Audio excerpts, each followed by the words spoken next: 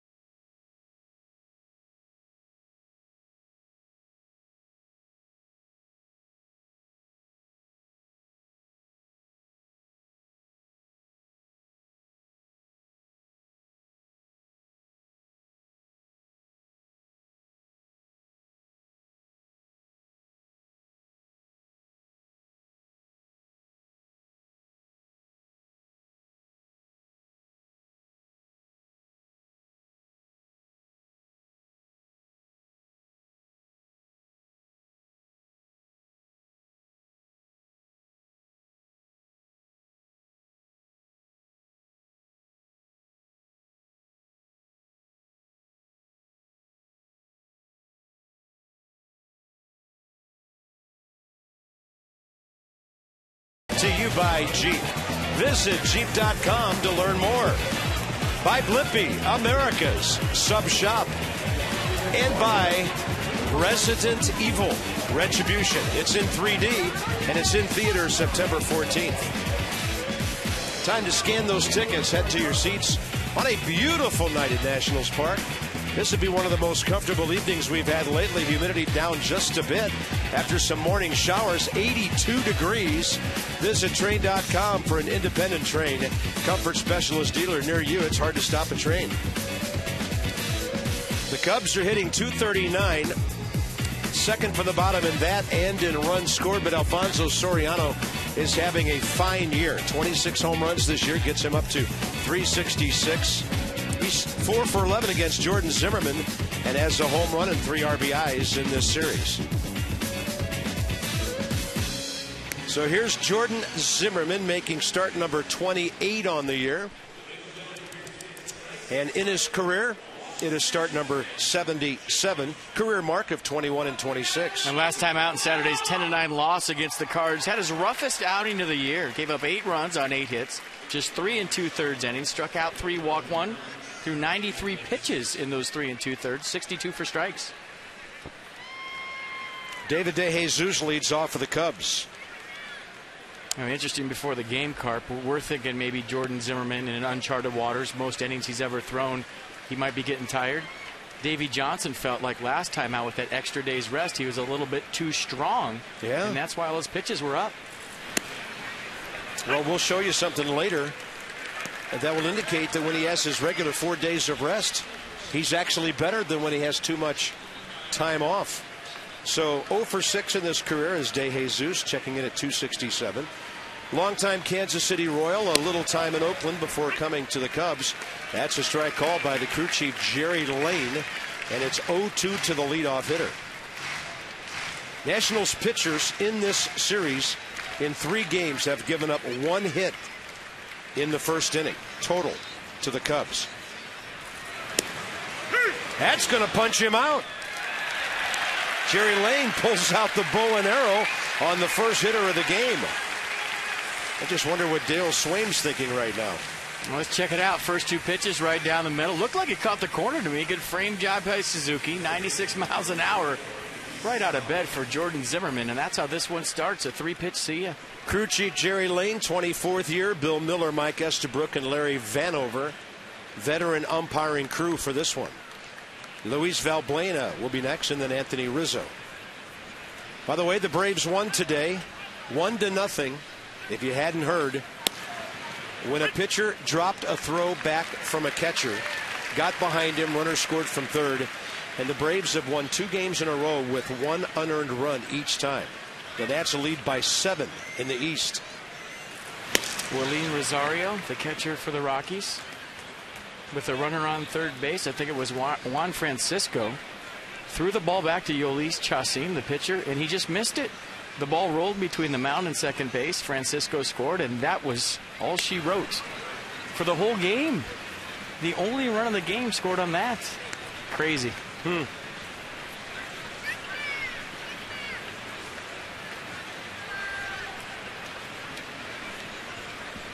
September baseball. Only thing crazier is October, and there's a pitch up.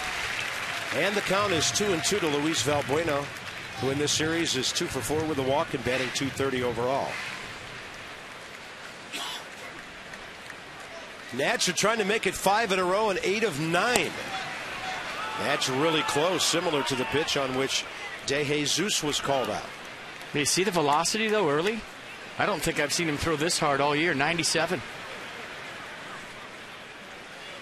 Just stay around there, Jordan. You'll be getting those calls in a couple of innings on a consistent basis.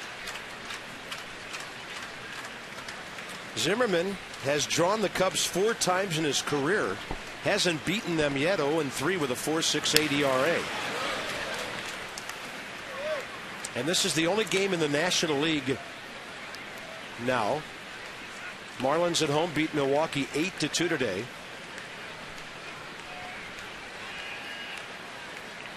Couple of games tonight in the American League, a very light schedule.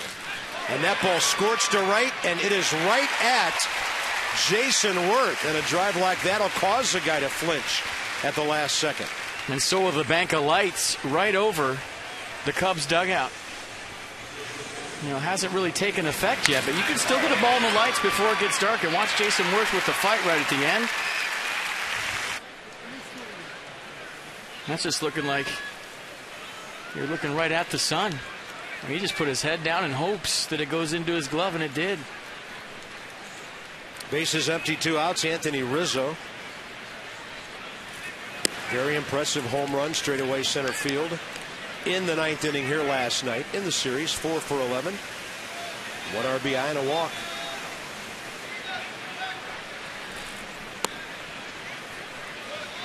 And Jordan is working very quickly. Great pace to his evening so far. This will be an interesting pitch selection on 2-0 to a big, strong left-handed hitter.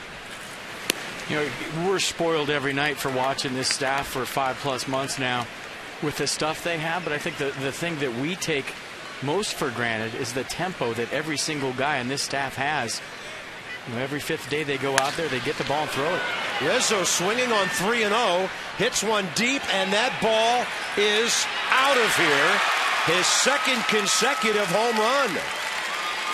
So they give him the green light, and he hits his 12th of the year. First time in this series the Cubs have had a lead in 4 games. That is some kind of power for a 23-year-old first baseman. Well, last night he went off the back wall in straightaway center field where the dumpsters are.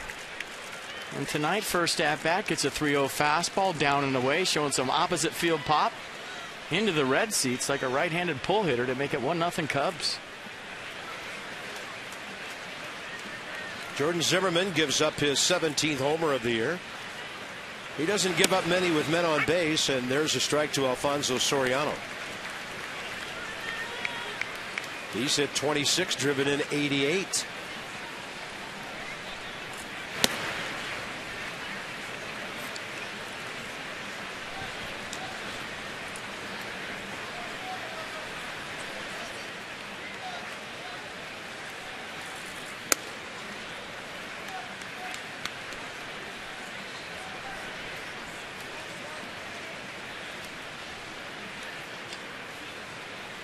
Four for 11, a homer, 8 RBIs against Jordan Zimmerman. So he's had some good swings at Jordan over the years. At fastball at 96 by him. Counts even 2-2.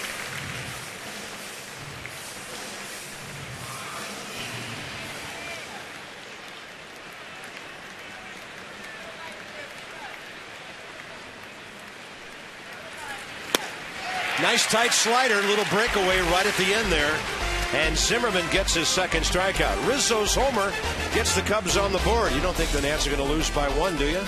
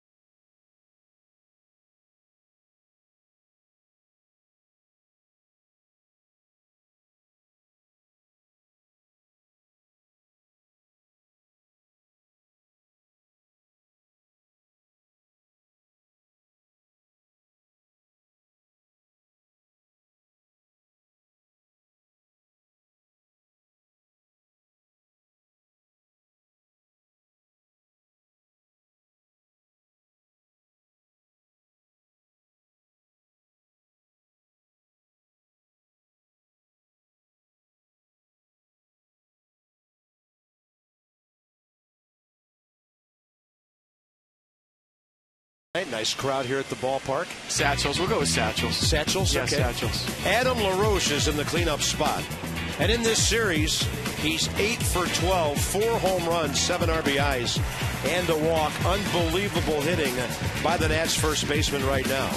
as it is up and down the lineup. See your authorized Dodge dealer. It's a world of performance, design, and fuel efficiency. Schedule a test drive. Go to Dodge.com. Check out the powerful lineup. This is Justin Germano, 30-year-old right-hander. The Nats haven't seen him since he went 7-10 with the Padres 5 years ago. That was his only start against Washington. He won that game. And since then, kind of a journeyman. Some years with the Padres, Cleveland, Boston, and then traded to the Cubs in July in a cash consideration transaction.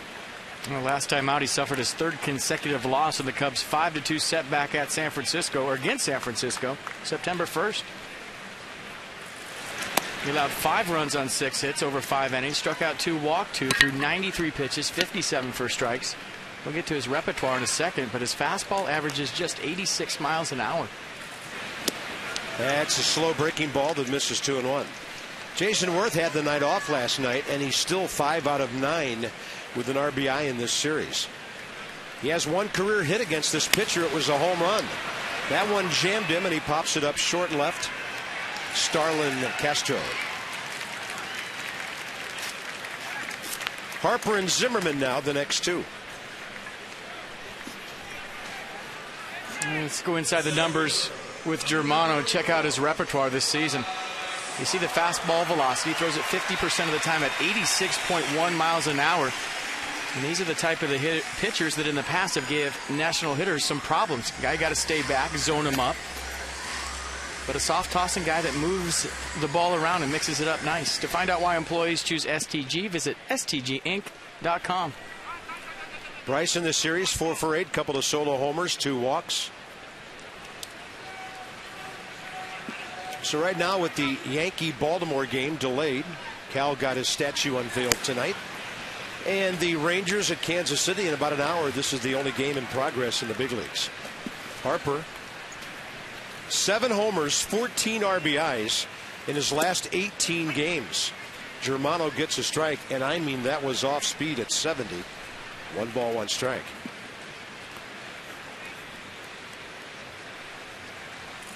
That's Game Alive on the last night of the road trip a week ago last evening in Miami, and haven't stopped making noise since. Only exception was the kind of quiet 2-1 win over the Cubs on Labor Day. Other than that, it's been a slugging homestand here. And 7-1 in their last 8 games. They have outscored their opposition by 36 runs in those 8 games, 61-25. They've scored 8 or more runs 6 times. And they're hitting .352 with 22 home runs in their last 8 games. Harper on an off-speed pitch, reaching for it and getting it over the dugout.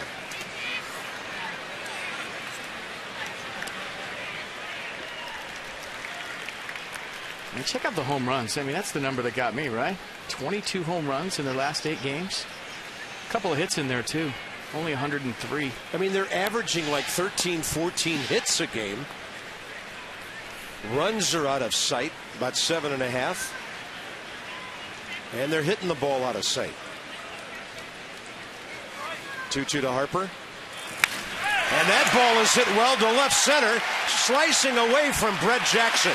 It'll one-hop the bullpen fence. Harper thinking about 3, and here he comes. Triple with 1 out. That is all hustle right out of the box. Great pick by Castro to make this close on a short hop from Brett Jackson. But, I mean, you're putting your head down. You're almost putting double in your scorebook, and you look up and figure out, yeah, that's Bryce Harper. He's putting his head down and going for 3. And right out of the box, he's not just satisfied with the double. And you could tell that was going to split the gap. It had tail to it. And right here, he's like, nah, I'm not going for a double, bro. I'm going for 3. And once again, the helmet comes off. Runner on third, 1 out. And a hustle triple from Bryce Harper. Stay hot. Setting up Ryan Zimmerman to tie the game immediately. Harper in the top 10 of the league in triples now. And Zimmerman takes one off the plate inside. Ryan has 73 RBIs, and he's on a 10-game hitting streak, 14 for his last 44.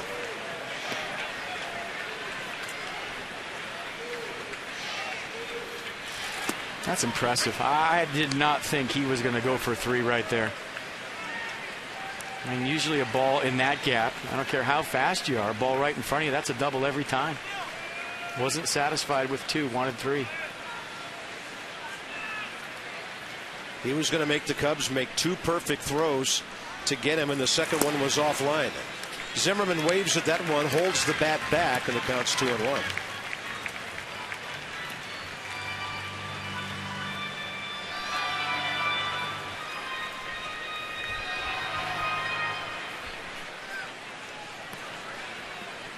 And just like that, once again, there goes a no-hitter. A little excited right there, forgot to say it. And a tapper. Count even 2-2. I mean, when he's going that way, what are you going to do to him? For about a month, everybody trying the outer half on Bryce Harper, and that ball might have been on the inner third, got his hands inside it, got the barrel to the baseball. You saw the tail.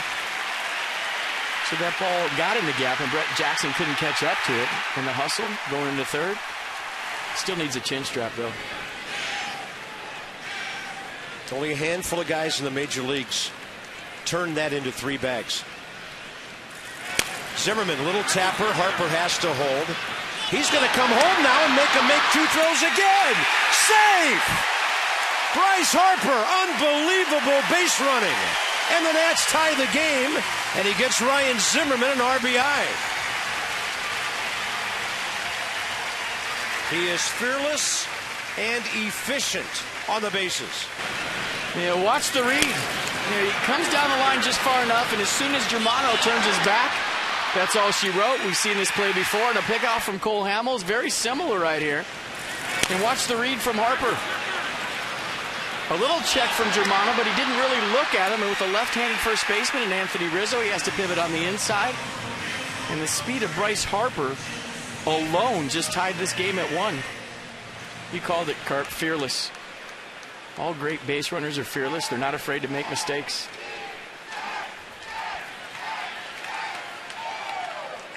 Here's Adam LaRoche with 2 outs. You know, Ryan Zimmerman crossed first base and probably wondered what the crowd was doing, making all that noise. Then he did a 180 and saw an RBI sliding across home plate. Guys just don't get ribbies on plays like that. And Bryce Harper has amazed us again here in the first inning. They've got a big shift on against LaRoche now. But still, Darlin Castro on the left field side of second base. He's saying exactly what you just said in the dugout. He's telling his teammates, I turned around, I heard a cheer.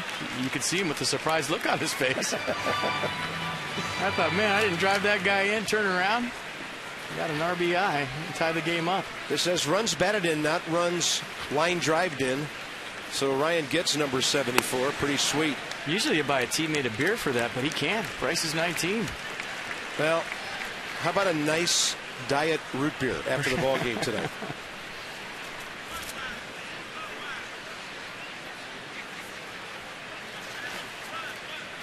Three and 1 to LaRoche, and look out here. 405 his last 10 games. He'll take that fastball that catches the inside corner. Nothing he could drive, so he laid off. We'll see if Germano tries to jam him again. As usual, the Nats with an immediate answer after somebody else scores. And LaRoche kills the ball right at Darwin Barney. So Bryce Harper turns a double into a triple. He turns a routine out into an RBI, single-handedly tying the game for the Nats.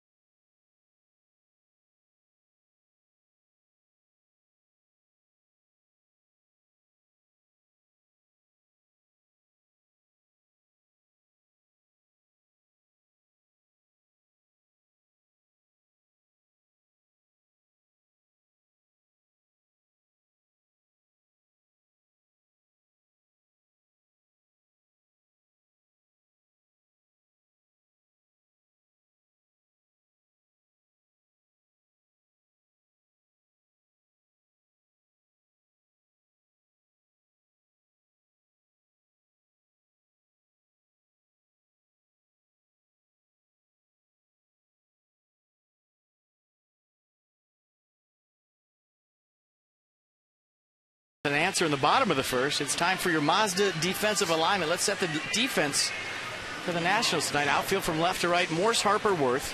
Desmond Zimmerman on the left side, Espinoza, LaRoche on the right side, and Kurt Suzuki doing the catching. This is brought to you by your D.C. area Mazda dealers. We believe if it's not worth driving, it's not worth building. What do you drive?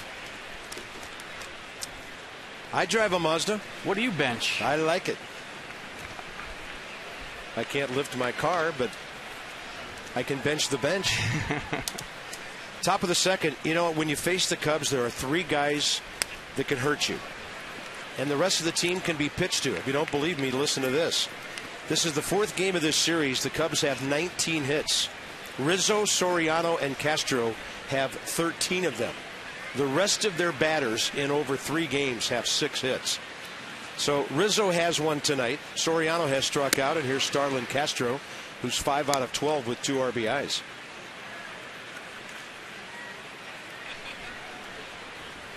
Hasn't had any success, though, against Jordan, batting 100 against him.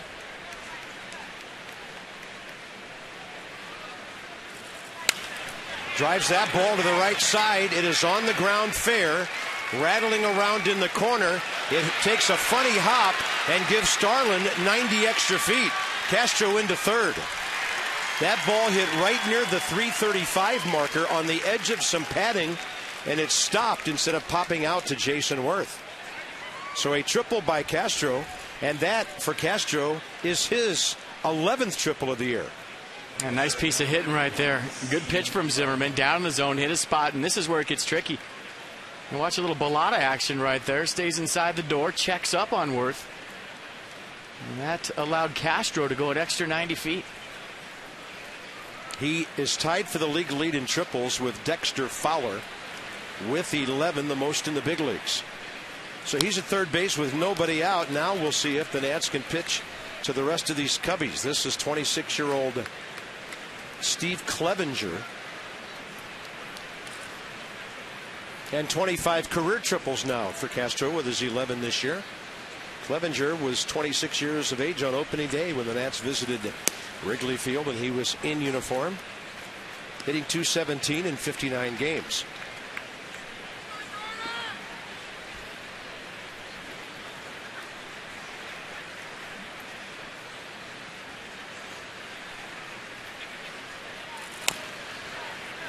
Clevenger had a bloop base hit first time he faced Jordan on Sunday, April 8th. Lined out to short, struck out later, 1 for 3 career. Good sign for Jordan Zimmerman and the Nats. That slider right there to Clevenger, down and in. Tight, short, and late. And Zimmerman was good against the Cubs that day. 7 innings, 6 hits, 2 runs. But he was outpitched by Jeff Samardzija. That one lined right at Adam LaRoche. So just like the Cubs got a break on Adams' liner at Barney, Nats get a break as Clevenger lines out, first out. Strikeout-prone Brett Jackson coming up. Might be the best I've ever heard Jeff Samardzija's name pronounced, partner, right there. That was nice. Take the out any way you can get it. Keep Castro at third with 1. Brett Jackson in this series, 0 for 4, 3 strikeouts. He's 0 for his last 14. A prospect, former #1 draft pick, trying to figure out how to make contact at the major league level.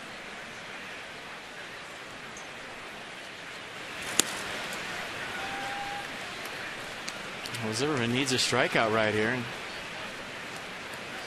And going to that slider all of a sudden, it's good.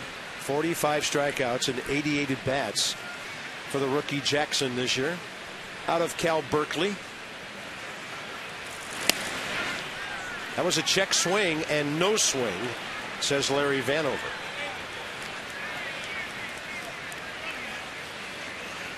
He goes with that back-to-back slider. Did he go? Ooh. Yeah, it could have been called either way. Yeah.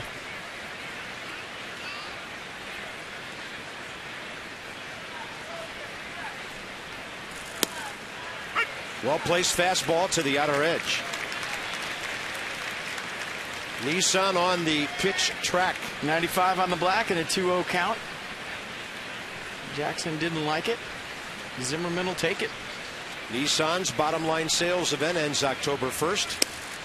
Strike 2. Visit ChooseNissan.com or stop by your local dealer.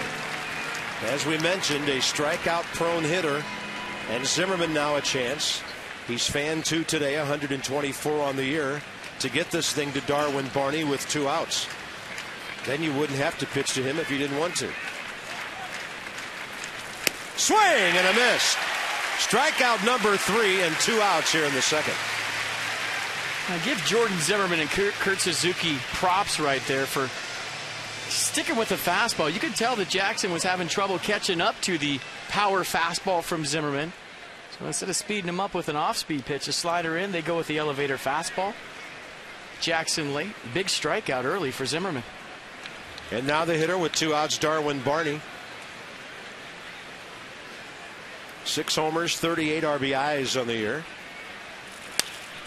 And now they get victimized by the number 8 hitter on the first pitch. And Barney might be thinking 3. Takes Worth a while to get that one out. And we've had 3 triples in this game already. Cubs lead 2-1. In the National League, the number 8 hitter can hurt you if you throw the ball right over the plate. And Darwin Barney, 39 RBIs now.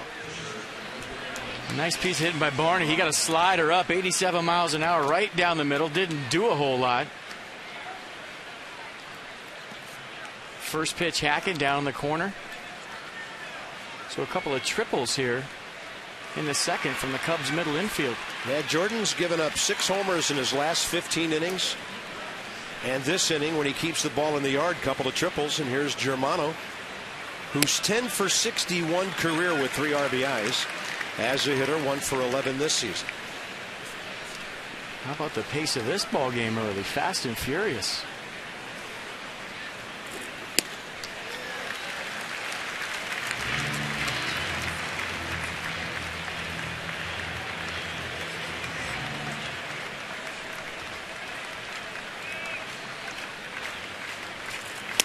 And a swing and a miss. 4 strikeouts in the game for Zimmerman, but he's given up a homer and 2 triples, and the Cubs on top once more.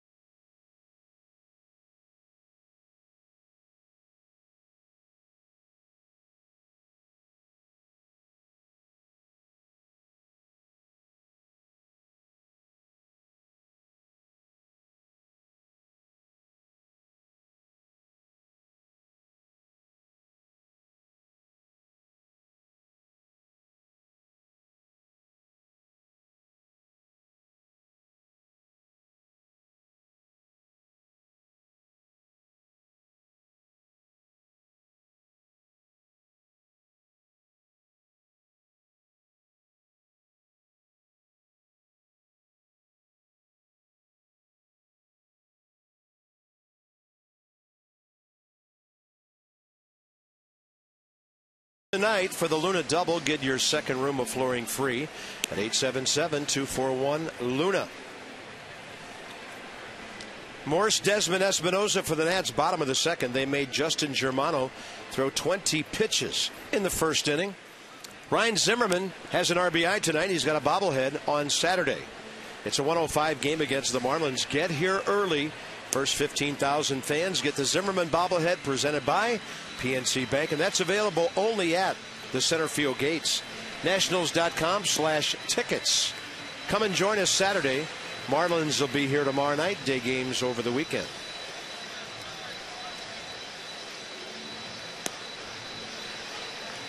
So you don't think the Nats are going to lose 2-1, do you? I mean, The way this series has gone, the way they've been swinging the bats, and how small this ballpark is playing is just the thing that stands out in my mind this whole series. I've never seen Nats Park play this small. And I think there's a correlation here. We've had some very muggy conditions. The ball's just getting up in the air, and nothing's knocking it down. And give the ball club credit. They've been swinging the bats great. Michael Morse in this series, just 2 for 10 with a walk, but he still has 10 hits in his last 8 games. Batting average hovering just under 290. He's never hit against Germano. In fact, only 2 Nats in the lineup have tonight, Worth and Zimmerman. Mark DeRosa has seen him for 1 career at bat, and that's about it.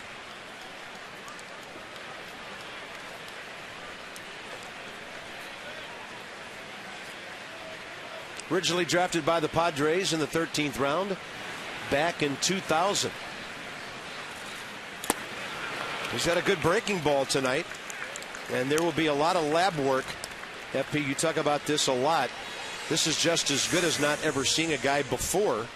A lot of lab work to take place here. First time around the batting order, and then we'll see what happens second time up. Well, anybody that's thrown a perfect game, no matter where or when, obviously has good stuff. And you look at Germano last year with Columbus against Syracuse, threw a perfect game. And that last curveball to Morse was dirty. Yeah, and he only made 6 starts that year, went 3-2. Spent some time with the Indians back in 2010 in their bullpen, 22 games, 1 start. 9 games in their pen last year. Picked up by Boston, sold to the Cubs.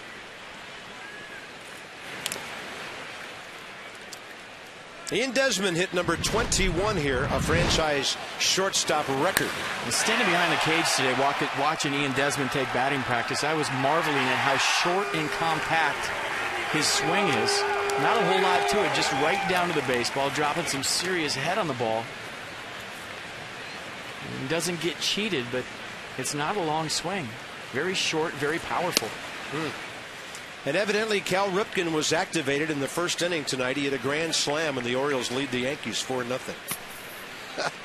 They put up his statue, and his buddies respond with 4 early runs. That ball is inside the bag and down into the left field corner. Ian Desmond still coming back from the hamstring. Nobody covering second base, so he can just trot on in there. And each team has nothing but extra base hits so far. Anybody going to hit a single tonight? Well, maybe now in a minute. Hey, there's a swing I'm talking about. Look how short, right to the baseball. And it's not like it's a short, compact swing where he's up there trying to put the ball in play. It's very violent.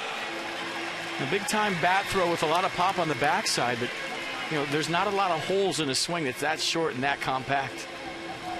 So the Nats have a triple and a double. The Cubs have a homer, 2 triples. Danny Espinosa, his share of base hits lately on a 7-game hitting streak, 12 for 27. They're shifting him like he's Adam LaRoche right now, and he takes the first pitch, 86, and he'll go to first base. Danny Espinosa hit for a team-leading 13th time this year. And all 13 times he hasn't showed pain once. That's the third most in the league, by the way. Just puts the bat down, goes to first base. I'm not going to let you know it hurt at all. San Diego's Carlos Quentin 16 times. Carlos Ruiz of the Phillies 14. John Jay, Ricky Weeks, and now Espinosa hit 13 times. Well, it wasn't an extra base hit, so the Nats do have a guy at first.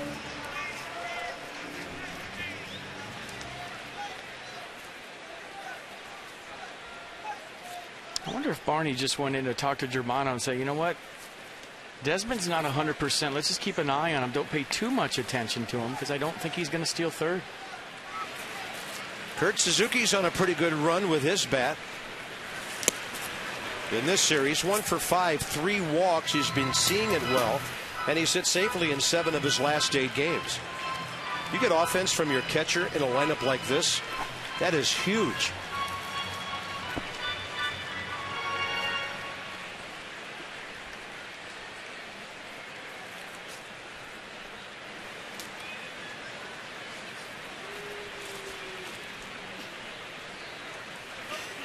Actually, that Baltimore home run was Matt Wieters in the first inning. And they're still batting with 4 on the board against the Yankees. Just one game behind New York atop the AL East. Suzuki, and he just missed the bag. That ball just hooking foul. And the Nats are getting some big-time swings now. I mean, how different is Kurt Suzuki's swing from when he first arrived as a Washington National? I mean, he's getting his rips in, just like everybody else. And I think more so than anything, this lineup 1 through 8 is not getting cheated. And Luis Valbuena, playing umpire right there, called it foul. Well, the Nats need a fair one. First and second, 1 out, down by a run here in the bottom of the second. A good hitting pitcher on deck. Germano's thrown a pretty good off-speed breaking ball in this one. They'll show him a fastball upstairs. That's about as high as he goes on the miles per hour with 88. Jordan Zimmerman this year has 9 hits, a homer, and 3 RBIs.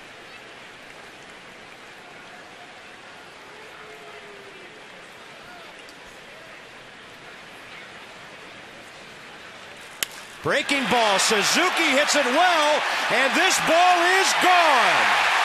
Another home run for the Nationals. And suddenly a 4-2 lead.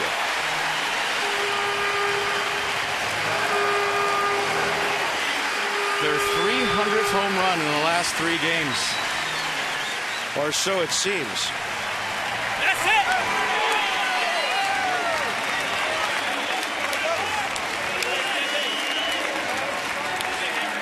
Kurt Suzuki now has 13 RBIs in 22 games as a Nat. But just the swing has been so much more aggressive the last week. Looking to pull the ball, not even thinking about going the other way. Every time Kurt Suzuki steps in the box right now, he's thinking one thing: I'm going to do some damage regardless of the count. Zimmerman high in the air to left for Soriano.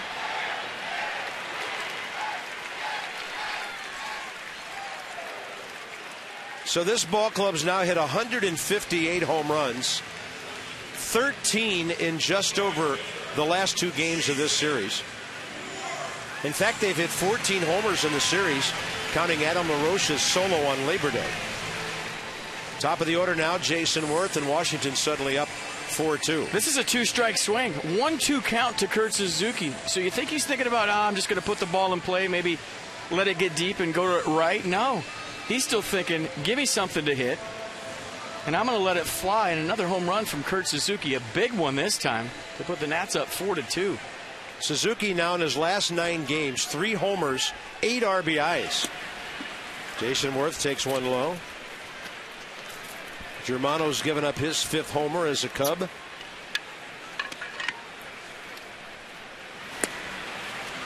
And Worth will just spit on that close pitch, 2-0. A power outburst, the likes of which the Nationals have never seen. Now they're only 8 home runs away from their all-time club record. Still nobody stopping at first base except for Espinoza, and he didn't have a choice. I mean, as a hitting coach, I used to jokingly tell my players, swing hard in case you hit it. But right now for the Nationals, 1 through 8 is doing just that.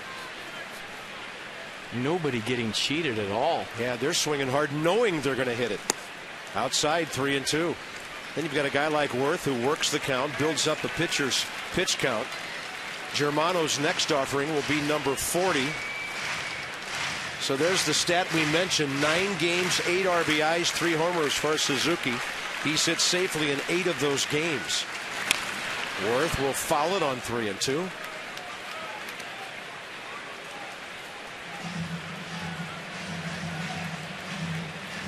Only Milwaukee and Cincinnati more home runs than the Nats. And Washington now is only 2 behind the Reds. They could catch him by the end of the night with Cincinnati not playing today.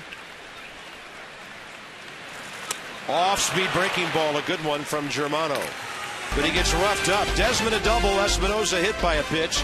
Suzuki with a 2-strike swing and a 3-run swing. The Nats 4-2.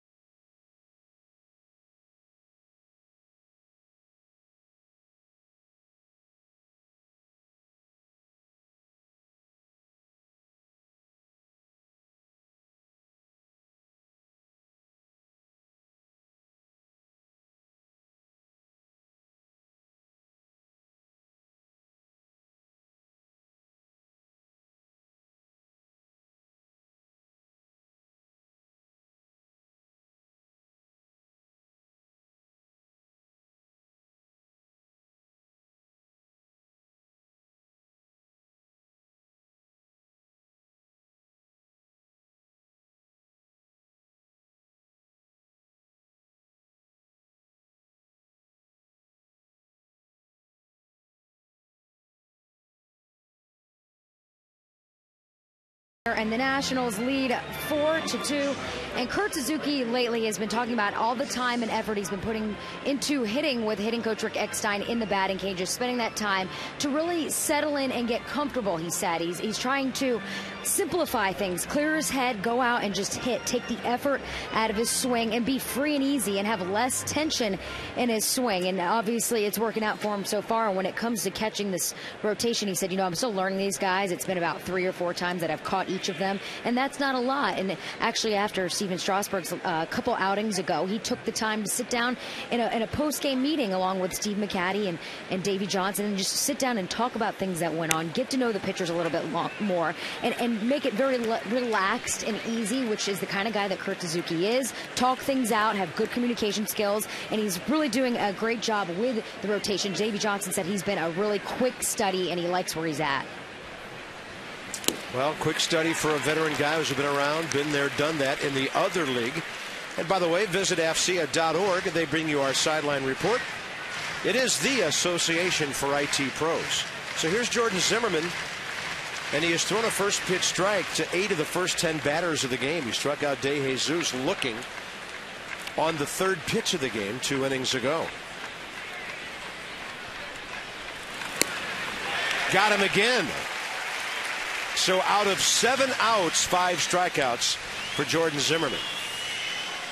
Elevates a fastball right there at 93. De Jesus can't catch up. And by the way, his offense, FP, is letting him know, we're with you every step of the way. Just put a couple of zeros on the board and this game's over. So neither pitcher has been able to put a 0 up yet. Luis Valbuena lined out hard to Jason Worth his first time. Yeah, good news is your offense is absolutely locked in. Bad news is you're pitching in Williamsport.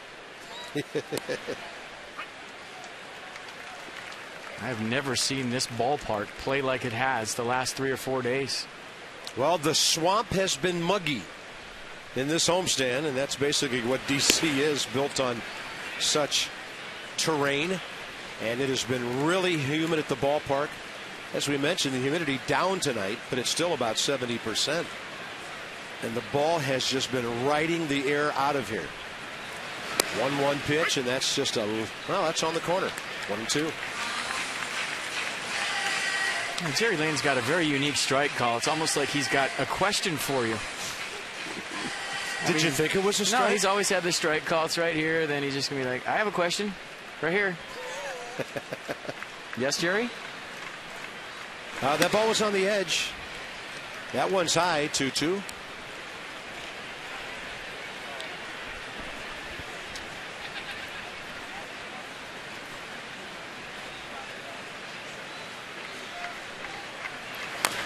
Off speed had him way out ahead. And the count stays even. Cubs are going to Pittsburgh. The Nats will be entertaining the Marlins starting tomorrow night. Miami won their game at home 6-2 over the Brewers today. Anthony Rizzo has hit 2 consecutive home runs in this series. He's next. Important to keep the bases clean with him coming up. That'll be the case on strikeout number 6. Zimmerman has struck out 4 of the last 5 Cubs. Nothing fancy here. Fastball away. 96th him on the outer half. 2-seam fastball. You see the run. Valbuena runs out of bat. Here's Anthony Rizzo. He's now 5 out of 12 in this series with 2 solo homers. Straightaway center last night. Straightaway center here. Jordan Zimmerman's got it. I noticed they moved the ambulance out of the way after last night out in center field. Harper, Zimmerman, and LaRoche. What do the bats have in store second time around?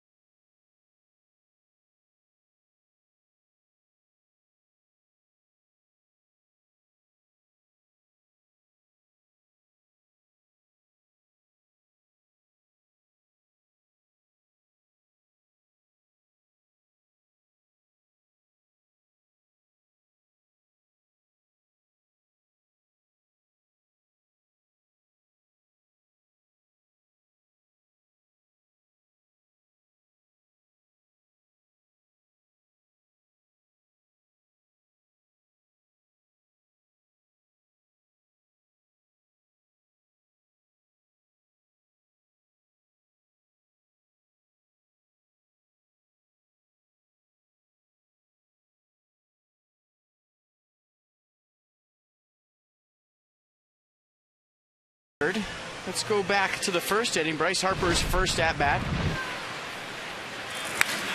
Got this crowd going, sparked his teammates. A little triple in the gap. You're thinking, oh, that's a double. And maybe the relay throw a little bit late. I thought Starlin Castro did a nice job of picking it, but watch the hustle right here. Don't ever turn your back on Bryce Harper, especially when he's on third base. Good read, good hustle. Bryce Harper creating the first run of the night all by himself. I'm told that from the crack of the bat to the time he reached third, 11 seconds, and that is flying. Here's the other thing about that replay that I just noticed, and the extra base hits are piling up. The center fielder had already released the ball, and he wasn't on second base yet, and he still went. It's just fearless base running. It is. The ball was already out of the hand of Brett Jackson. So here's Harper, Zimmerman, LaRoche to follow, and he's going to bloop one to left center, and this ball is caught and then dropped by Soriano. Harper slides in safe. That might be Alfonso Soriano's, and it should be first error of the year. He had to run a long way, but it was catchable at the tail end. We'll see how they score it. Well, we talked about how many guys would turn that double into triple first time up. How many big leaguers hustle out of the box on a routine fly ball to left that looked like it's going to be caught the whole way and end up on second base? First error of the year ruled on Alfonso Soriano. The Nats will take it. Runner at second, scoring position, nobody out. But again, if Harper's not hustling, he's standing at first base and the double plays in order here.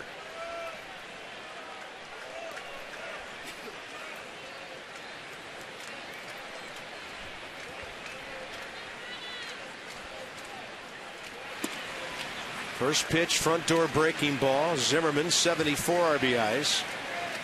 After Bryce stole him one 2 innings ago.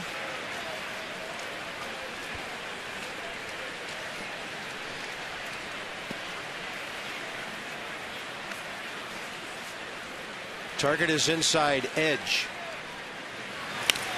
Ryan jammed, fouls it straight back.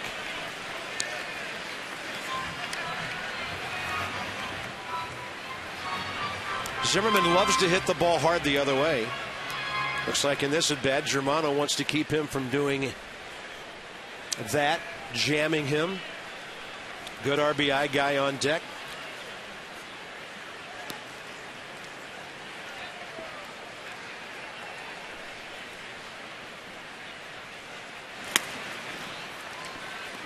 And then we've noticed that he'll show the heater on 0-2 way upstairs and then try to maybe throw a hook. He's had a good off-speed breaking ball to get a couple of strikeouts. Morse and Worth tonight.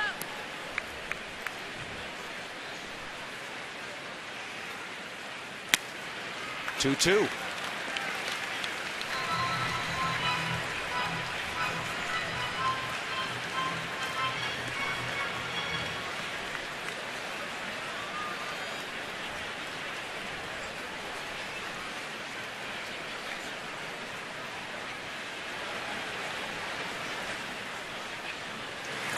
Waiting for the breaking ball. Fair ball, third base side. Harper was going to go to third, but he stumbled, and he gets back in.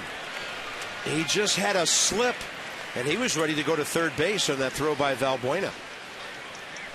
Never a dull moment with Bryce Harper on the sacks. Find out why employees choose STG at stginc.com. Look at Adam LaRoche. His season high is 7 for June. 5 here in September, and it's only the 6th. He's hit 4 home runs in this series, starting with the first run of the series Monday afternoon. So he hit the first one, and his teammates have hit 10 others in this 4-game series. Well, to get in those postseason award deals, you got to have a big September, and right now, Adam LaRoche has had a great start to this month.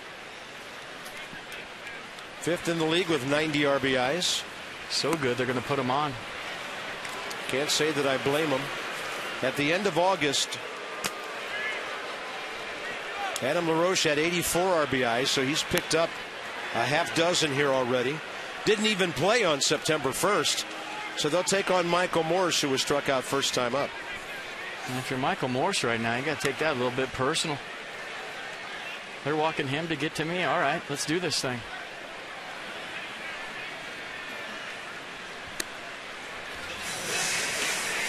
Two on, one out.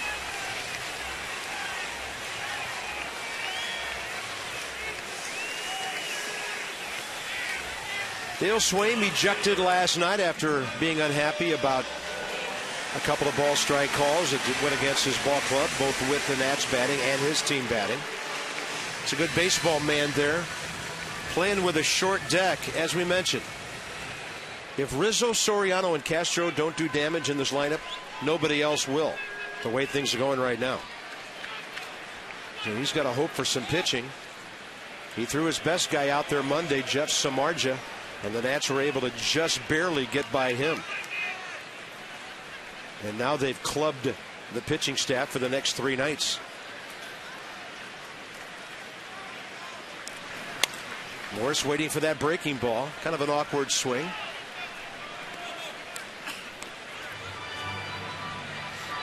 Still very good with runners in scoring position.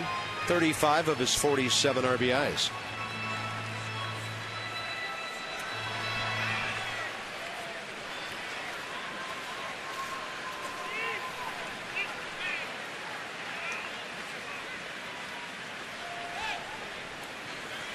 Michael will do his share of extra base hit, home run, and RBI damage when that hand gets back to 100%.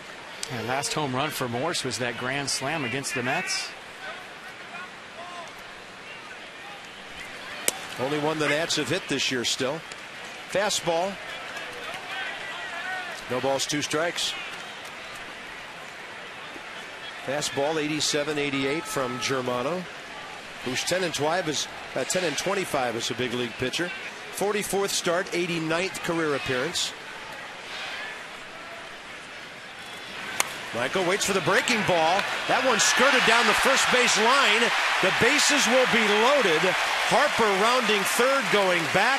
That ball had a lot of spin, and Anthony Rizzo couldn't corral it, and he's looking like he might have hurt himself a bit. Might have rolled his ankle on his glove or the baseball. Let's check it out. Curveball, Morse going the other way. Rizzo to the line, to the glove side. Yeah, he stepped on the ball.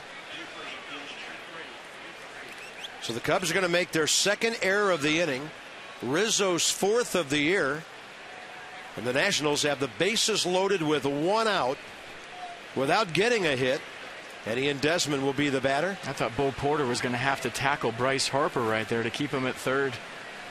Dale Swaim and his trainer Mark O'Neill checking on Anthony Rizzo, who's okay evidently. Well, I think Bryce wanted to go to third on the Zimmerman grounder. Slipped. Stayed as LaRoche was walked and had designs on home plate when that ball got out of Rizzo's reach. So who knows what might happen here with Ian Desmond coming up. I mean, the display that Desmond put on in BP today, home run after home run, short, compact swing like we talked about the first at-bat. One of the more impressive rounds of BP I've seen all season long. Double right down the third base line to start the 3-run rally last inning. And that is to the third baseman, trying to turn two, and they will. Couple of long throws and a 5-4-3 to an aggressive first pitch swinging hitter. So after three, the Nats still lead 4-2.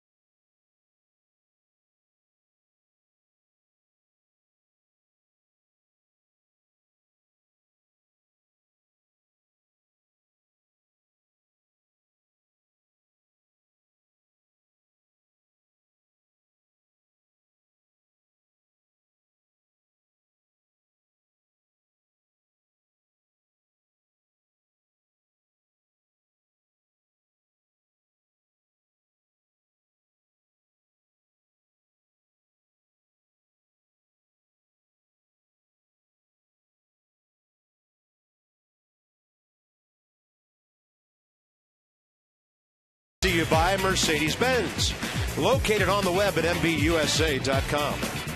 And by Bacardi Oak Heart, from the heart of charred oak barrels, the smoothest spiced rum has arrived. Bacardi Oak Heart. Capitol looks brilliant on this Thursday evening, early September. Labor Day week in our nation's capital, and the Nats have really gone to work with the bats, the defense, the pitching, everything. Top of the fourth coming up. Alfonso Soriano left the Nationals, signed a huge contract with the Cubs worth $146 million. The Nats got Jordan Zimmerman and two other picks as compensation. I think Josh Smoker, a pitcher, and outfielder Michael Burgess were the others. My, how Jordan has worked out, and they face each other here in the fourth inning. Soriano in his career against Zimmerman, 4 for 12 with a homer, 8 RBIs, and he struck out swinging first time up. So you look at that deal. The Nationals getting a draft pick as compensation when they did not sign their #1 pick 3 years ago. That was the pitcher that ended up with Kansas City. Great running catch by Michael Morse. And they got Drew Storen with that pick. And then, of course, along comes Strasburg and Harper. Those kind of things happen early in your history on the way to becoming a great ball club. That's to give you an idea of the carry in this yard tonight. Michael Morse with sort of a flat route to the ball, went straight across. The ball had a little more carry on it than he anticipated. But because of the big wingspan, he reaches up and makes the play, and a nice running catch. Aaron Crow was that pitcher the Nats drafted out of the University of Missouri. Couldn't get him signed. And then as compensation, the year they drafted Strasburg, the following summer, they had to pick about 9 guys later. You had me at Zimmerman. All this other stuff is good, but you had me at Zimmerman. Just goes to show how sometimes the dominoes or the chips fall on your side of the table. Starlin Castro with a big healthy swing, and it's off to the right side, 0-2. If I remember correctly, if published reports were true, the Nationals did make a significant offer to Alfonso Soriano for a total of about $80 million to stay. He got almost double that to go to Chicago.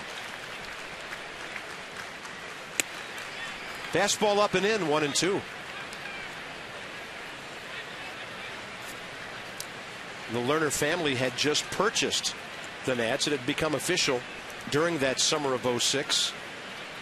So that was probably the first crucial personnel decision they had to make. Zimmerman on the run. You know what that means. Batter out. 2 down.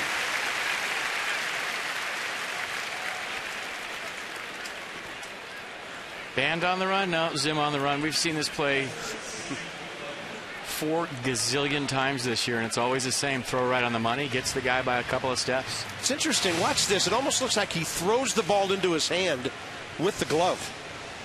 Amazing coordination. Just kind of flips it into his bare hand and off it goes. And that's 6 in a row. 7 of the last 8 now for Jordan Zimmerman.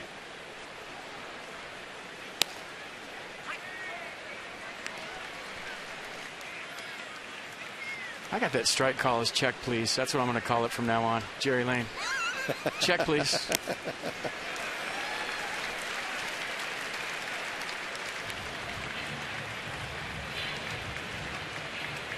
.45 pitches, first 3 innings. Only 8 more so far here in the 4th. Steve Clevenger, the catcher, lined out hard to LaRoche first time, and he will line out to Michael Morse this time. That's a 9-pitch inning for Jordan Zimmerman, and working with a 2-run lead, cruising for now.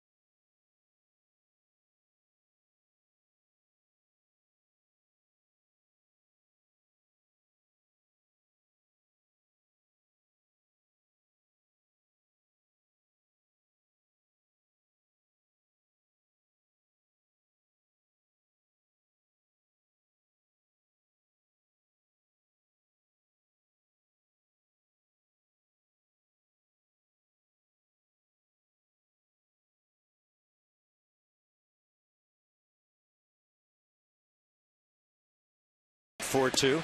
Anthony Rizzo, a solo blast early. Bryce Harper making things happen all over the place. And a big blow, the blow of the game really, Kurt Suzuki, that 3-run shot. Yeah, 2 strikes, a 1-2 count to Suzuki. Reaches down for that curveball, digs it out, hits it over the left field fence. A 3-run job.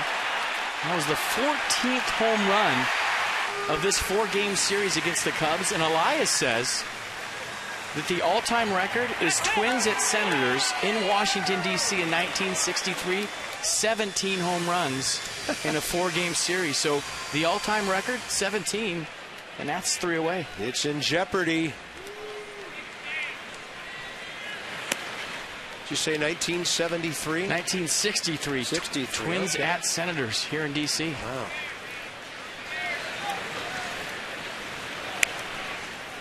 Little tapper by Danny Espinosa. That ball had some spin on it.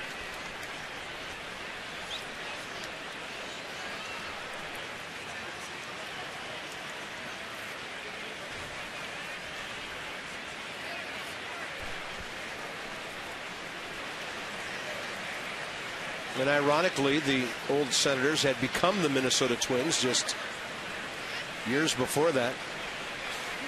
Senators won only 56 games that year. They went 56 and 106. So a lot of people did hitting against him. And Danny Espinosa continues to hit the ball well. David De Jesus with a very fine play, going straight back. Has such a good defensive outfielder. We saw him make that sliding play up against the wall down the right field line last night. Danny Espinosa, another good at-bat, squares this ball up. And De Jesus knows where he's at. On the road, takes a little peek at the wall. And with the big curly W about to eat him alive, makes a great play.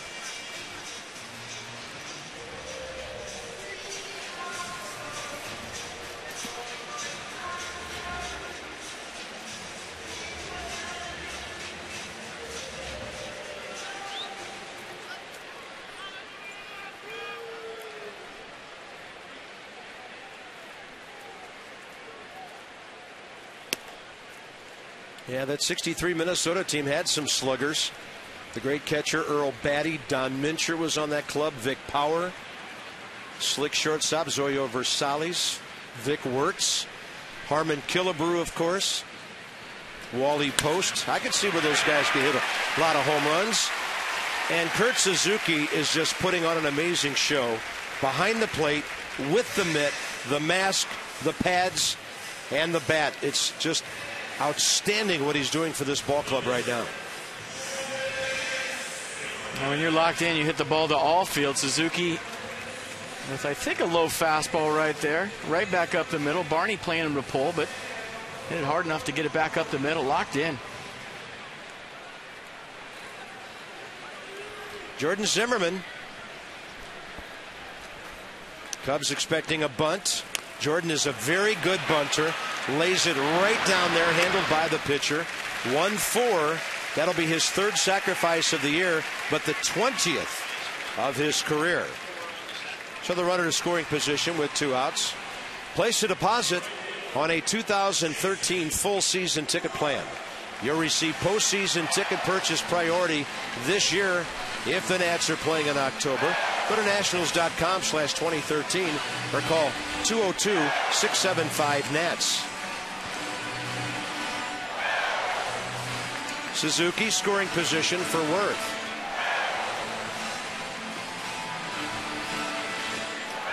So what is this song that everybody's going woo to? I'm not sure. Interesting.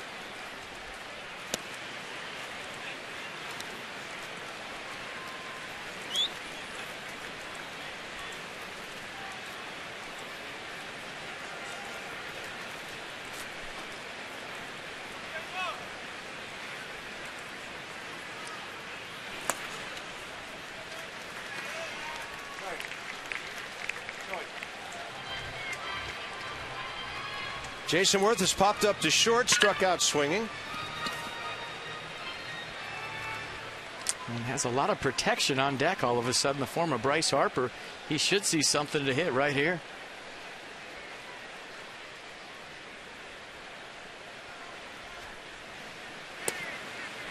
That'll be right on the edge. Our multi-sport research expert Carter Myers tell us that that song and that chant will pop up at Capitals games too. So Jason maybe been to a couple of Caps games and liked what he heard. 3 balls and 1 strike to a guy who can know the strike zone, get walks and get on base. Kinetic North America with our pitch track, of course. World-class technology, responsive solutions to government customers from Kinetic North America. He is Mr. Pitch Track. Larry, what's that last name? Larry Leadoff, on base again. 2 on, 2 out. Keep the line moving for a hot hitter, Bryce Harper. Nats haven't gone in order yet tonight. What else is new? Harper has a triple, and then he reached on the 2-base error by Alfonso Soriano.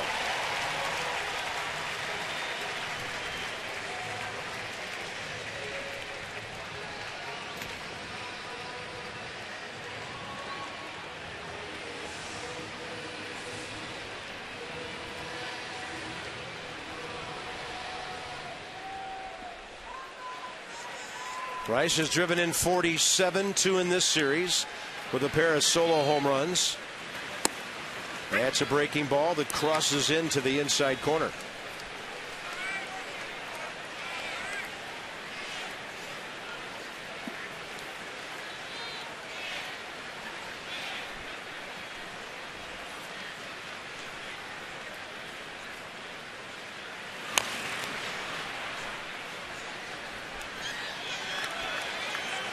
First pitch curveball, second pitch change.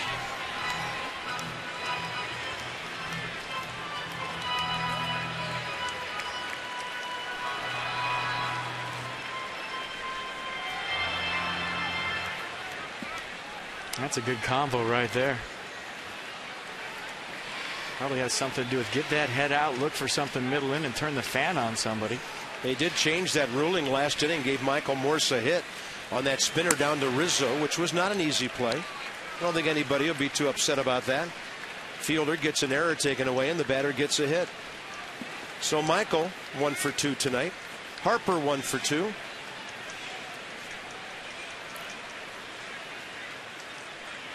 Off speed, and he misses again.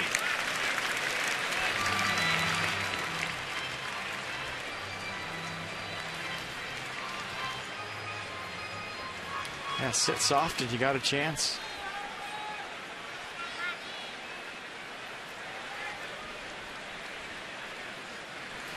Harper lashes one foul. Nice pickup down there in the corner. That ball had Bill Miller, the umpire, scrambling. Bill Miller just saw his life flash before his eyes.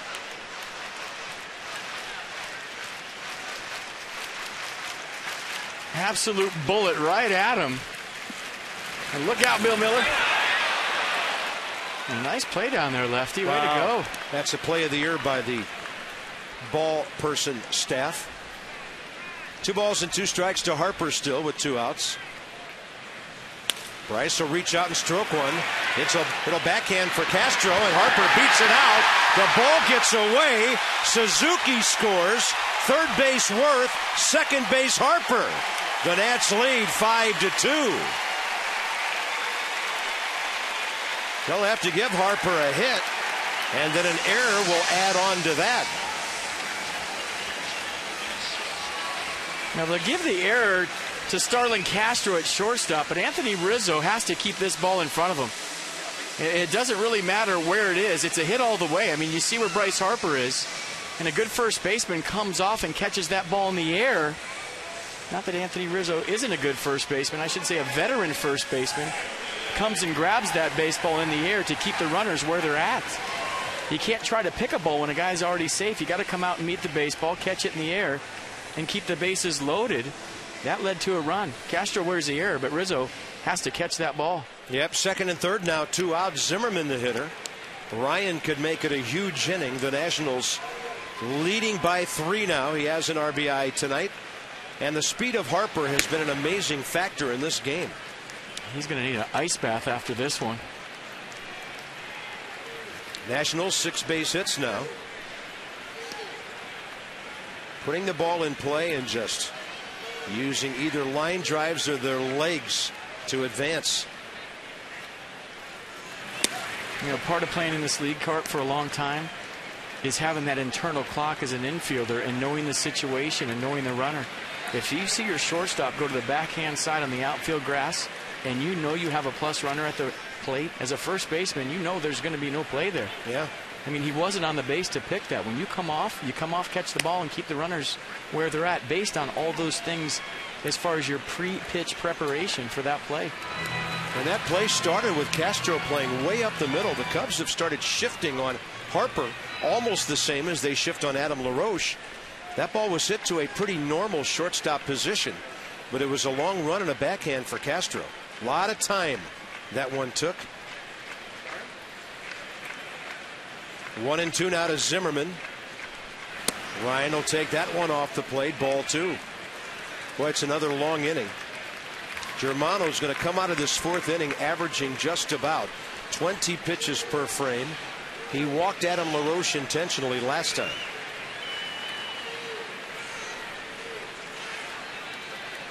Activity in the Cubs bullpen.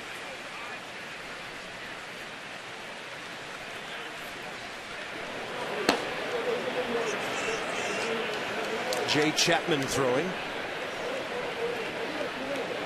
We've got 12 guys out there. We've seen just about all of them in this series. Zimmerman's going to take that one low and away with a good eye, and the count goes full.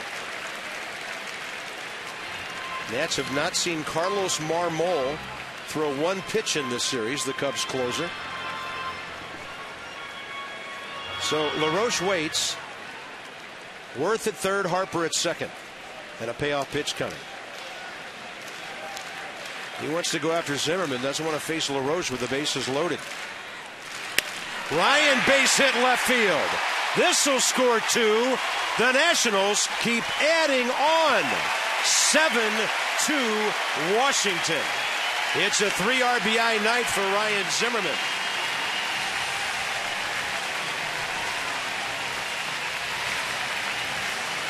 Well, that's 2-out knock from Ryan Zimmerman. And how about all the singles in this inning for the Nationals? Harper with a single. Suzuki started it with a single.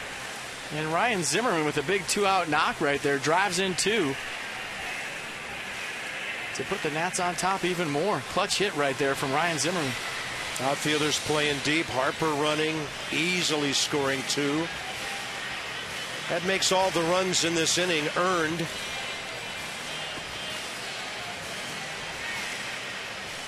Well, maybe not Harper's run just yet. He would have stayed at first were it not for the throwing error. So we'll see how that goes between now and the end of the inning. Adam LaRoche, a line drive to second, intentionally walked the other time. I would like to thank the 4 million people on Twitter that told me Jason Worth's song is Warehouse by Dave Matthews. Thanks. Warehouse. Yes. I mean, he's been using it all year. I just didn't. More of a Zeppelin guy than Dave Matthews. Let's just put it that way. Well, and we've noticed it more lately because now the fans are participating more than they did before. Folks who come to the ballpark every night have picked up on some really neat things here lately. Most notably standing up and cheering for runs.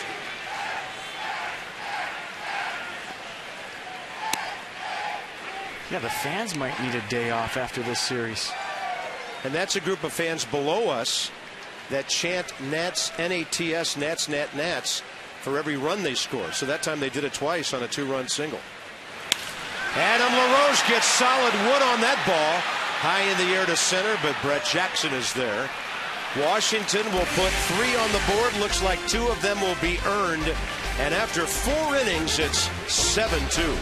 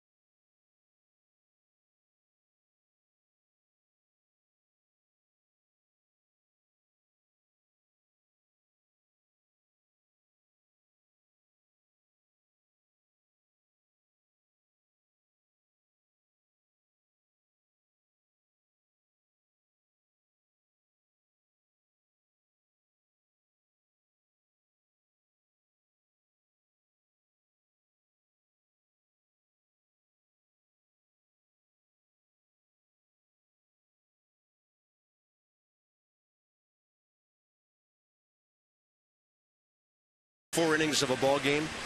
The answer is a lot. Almost every move Bryce Harper has made tonight has had an effect on this thing, and it started with outstanding base running and all some of those little things you do in the first inning.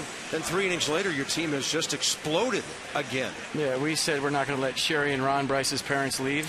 We can. I mean, he's got a triple. Why would they want to? He's got a triple and a single. He needs a double and a home run for a cycle. I don't know if any teenagers ever hit for a cycle, but if he does, we could call it a bicycle.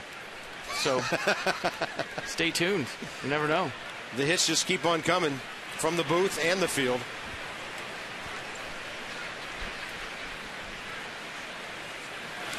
Jordan Zimmerman goes to the top of the 5th inning, blows the ball by Brett Jackson, who he struck out first time. Not to be forgotten in all of this, the way Jordan has righted his evening.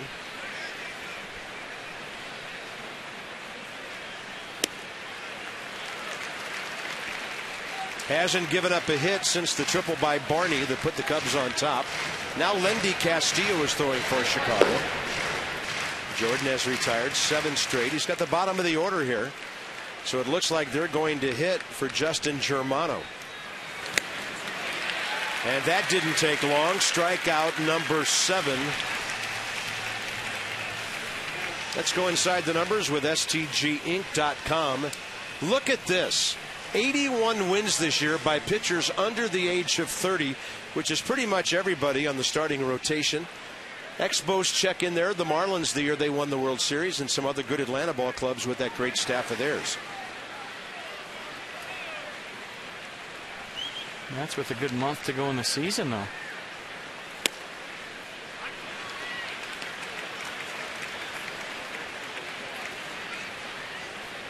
Tony Campana on deck to hit for Germano, who went 4 innings, 7 hits, 7 runs, 6 earned. He walked a couple, 1 intentionally, and had 2 strikeouts.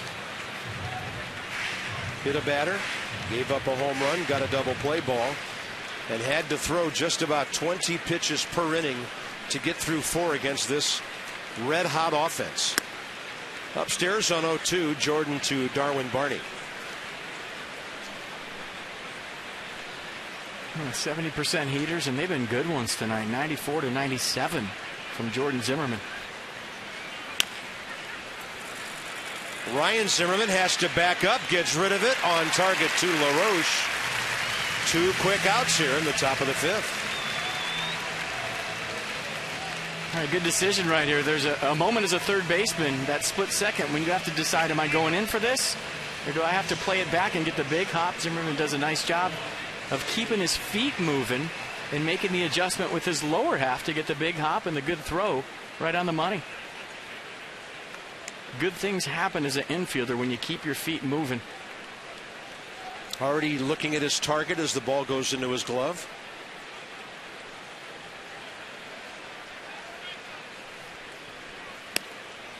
Tony Campana can fly. 6 for 17 with an RBI as a pinch hitter.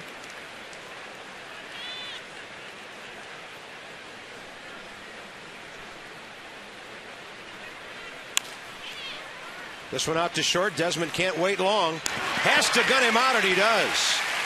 Another really quick inning for Jordan Zimmerman as this one goes to the bottom of the 5th.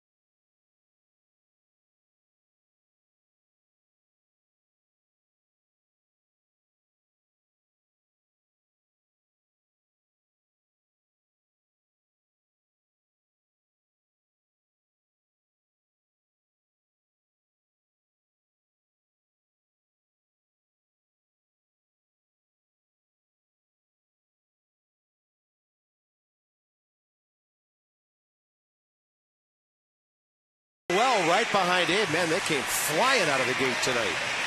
Long run to get to the left field corner. Teddy just doesn't have the staying power, and Abe, he likes it. It'd be great if a President's Race in honor of Bryce's helmet always coming off, that all their heads came off in one race all at once.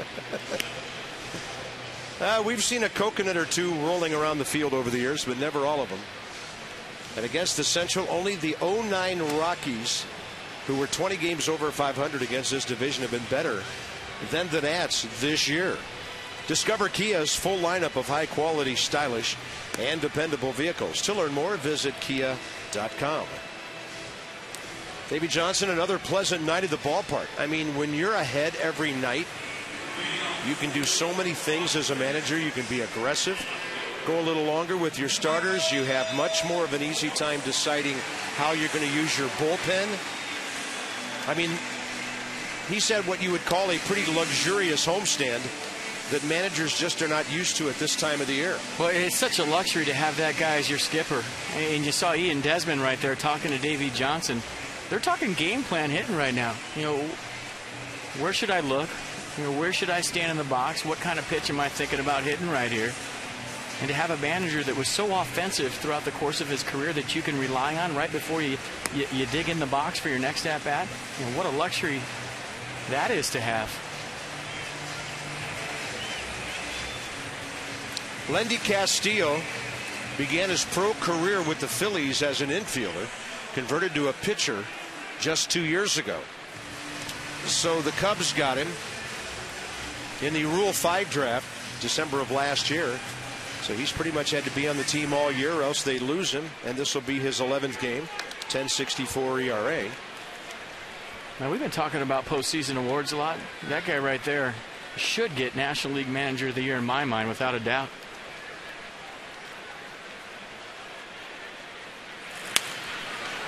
Well, he should get it from every single so-called expert who didn't pick the Nats to win the division. And I would imagine not many did. I know some did. Some were talking about this as a division championship playoff type team. But who's done a better job? In fact, you could ask the question, FP, who's done anywhere near the job Davey has done this year? Michael Morse drives this ball to right. And it'll be caught by David DeJesus. So Michael swinging the bat well suddenly. I'll tell you who, Buck Showalter in Baltimore, who should be the American League Manager of the Year. Yeah. Those two. And then they'll both have to fight it out for Masson Manager of the Year. Yeah. Now that will be hotly contested. All I know is we're not going to have a call-in with the Oriole fans to decide that thing. Remember the night we played in Baltimore and the Nats were winning handily and we had a call-in about player of the game? They must have had a telethon we didn't know about. I think they do that every night on their telecast, and we don't, so their fans are used to picking up the phone. Had a little fun with that. And this area having lots of fun with the way these two teams are playing. Masson Manager of the Year. Wow. That's usually reserved for a sales guy. Yeah. Front row parking for a week. Desmond 1 for 2. He's hit the ball sharply twice. Double down the line, 5-4-3 double play ball. And I think Davey might have been the last Manager of the Year for the Orioles. 97 maybe? Yeah. Not the best parting of company there. See how I brought it full circle right there? He can park wherever he wants. In fact, they should valet park him every day. 2-1.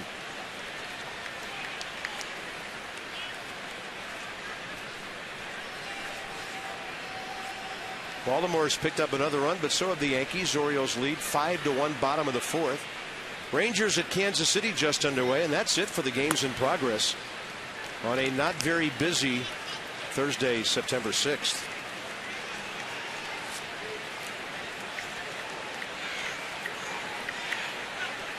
Espinosa robbed of a hit last time when he hit the ball right over the head of David DeJesus in right, and he caught it.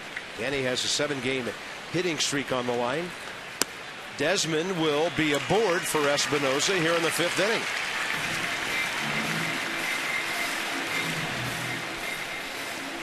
Just to let you know, Dierks Bentley is coming.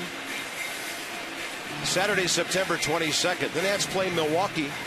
So you'll see some fireworks with Ryan Braun and that offense in town. Nats are chasing them in the home run race. And then after the game, a free concert with Dierks Bentley. Some of the tickets start as low as $10. Go to nationals.com to check it all out. nationals.com/concerts. Ian Desmond's 22nd walk of the year. That's not many. He's almost got more homers than walks. He's running. No throw. Clevenger couldn't get a handle on it. And Ian Desmond has his 16th steal of the year. And that would indicate to us that a hamstring is feeling a whole lot better. Now check it out. Head down, no look in, straight steal. Espinosa takes the pitch for him. Good pitch to run on, off speed in the dirt. Smart base running by Desmond. 86 steals by the Nats. They'll go over 100 in that category on the year. Espinosa hit by a pitch and lined out hard. He lines hard for a base hit here. Desmond held up for a moment because the ball was possibly within reach of Darwin Barney. So it's first and third, one out. And Danny Espinosa has an 8-game hitting streak, 13 for 29. And last time up, a bullet right at David DeJesus, right in his tracks. This time a little bit lower, just as hard, and a base hit for Espinosa. Got a fastball up. Leg kick, slow and early, get the head out. Another hard hit ball by the Nationals. What new? 8 hits, and it's only the 5th inning.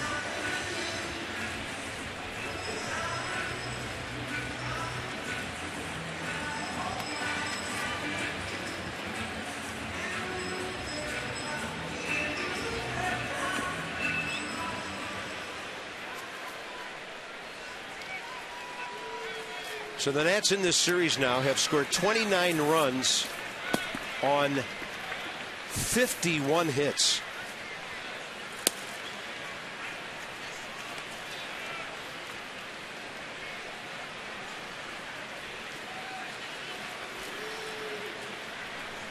Including 19 hits on Tuesday. Jordan can't complain about run support tonight. In fact, he never complains. But it's good to see him get a whole bunch. And he's pitching beautifully. Suzuki with a fly ball short center. Jackson coming in. Holding at third is Desmond. 2 outs. Well, Kurt Suzuki came in 2 for 2 with 3 RBIs. And it'll be up to Zimmerman. See if the Nats can put runs on the board here. Solutions that help you achieve your financial goals. PNC Bank. For the achiever in you, and a right-handed pitcher, Travis Henke, a 22nd round pick back in 11 out of Arkansas Little Rock. And he is the son of former major leaguer Tom Henke, who lives in Jefferson City, Missouri, and fashioned a great career with the Blue Jays and finished up with the Cardinals. And he's a lot like his dad, 6'6", 250. We used to call him the big man in St. Louis. And Tom Henke, one of the biggest, gentlest giants you would ever meet. And then he'd just go out and throw one high and tight and strike you out. And the nephew of the Rally Henke. Tom Henke with Dwayne Ward setting things up for him in Toronto. One of the great 8th and 9th inning combinations in recent baseball history. 2 balls, no strikes. So that's another name to keep in mind over the years.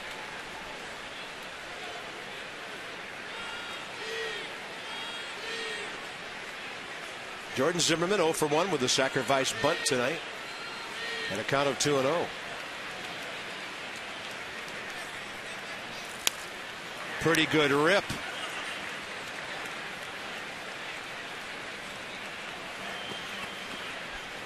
By the end of this season, how many pitchers will be able to say they hit a home run at Marlins Park? He can. How many players? Other than Giancarlo Stanton, Bryce Harper. Runner goes at first. Espinosa. Wild pitch. Desmond stays. As the backstop here is not very far behind home plate. And Steve Clevenger went scrambling back there. I think Desmond thought that was going to ricochet right back. It usually does, doesn't it? To Clevenger. You know, that's a stolen base because Espinoza was running on the pitch. He's hit one of those signs and died, I think. This will show it right here. Yeah. That ball had bad attitude right there. Yeah, if that thing hits the limestone, it comes right back in the area of the catcher. So Danny Espinoza swipes a bag after Desmond did. And for Espinoza, his 19th of the year. See, he's telling Bo right now he thought it was going to come right back. It hit the attitude sign and stayed. 3-1 to Zimmerman with Worth on deck. That's a high strike.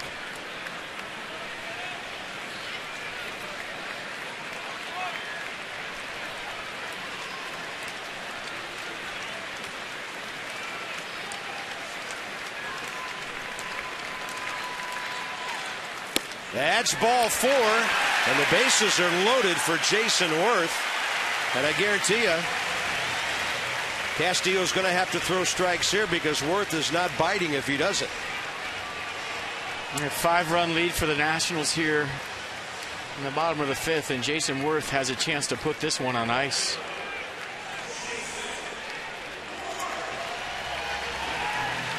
Worth with a walk and a run scored last time. Popped up to short, struck out first 2 times up. Nationals lead 7-2. And 3 more runs sitting out there.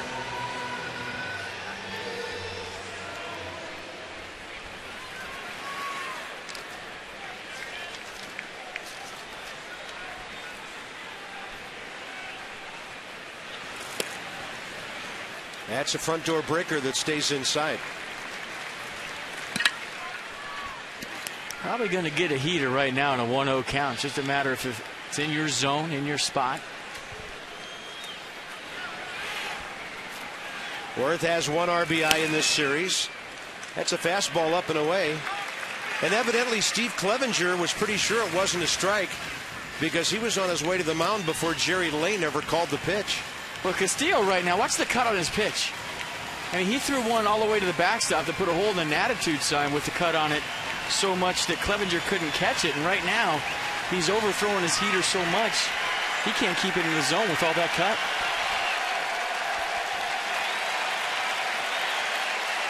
Crowd smelling blood here in the 5th inning. That's ball 3. And that one cut out of the zone, too.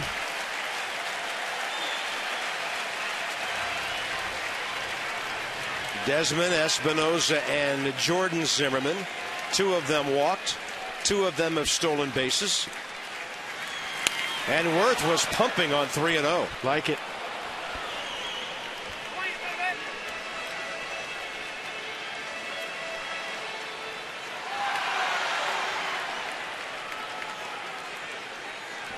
Something wrong with Steve Clevenger's mitt, and he will have to get another.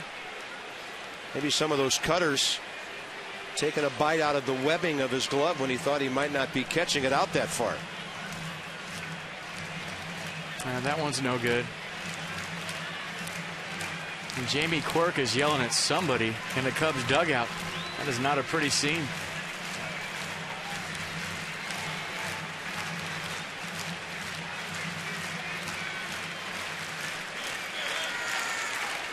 Well, maybe he's yelling at Bo Porter. Yeah, something's going on here. Yeah, we could just see the direction. Bo Porter is on the top step of the Cubs dugout. And Chicago's got to be a frustrated ball club here. And we've got coaches going at it. Jamie Quirk giving it to Bo Porter. And here comes both bullpens. Cubs have 48 guys in their bullpen. That's a disadvantage to the Nats. Yeah, this looks like a college football game. As much personnel's on the field. That's another reason to your rosters in September point about not having too many guys. There's a bench clearing brawl and one team has 40 guys and the other team has 26, 27, 28.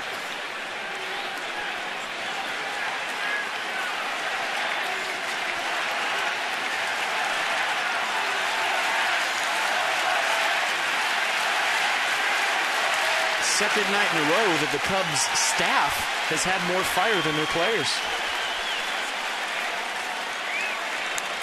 Three of the umpires huddling with Bo Porter and Trent Jewett. And then the three umpires are staying together to talk about something, including Jerry Lane, the crew chief. What this might have to do with a catcher's mitt, I do not know. I don't think it has anything to do with the catcher's mitt. It has to do with 3 days of frustration and maybe boiling over on the fourth.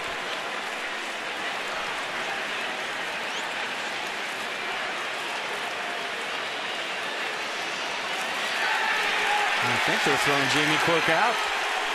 Dale Swaim out, and Jamie Quirk has evidently been ejected.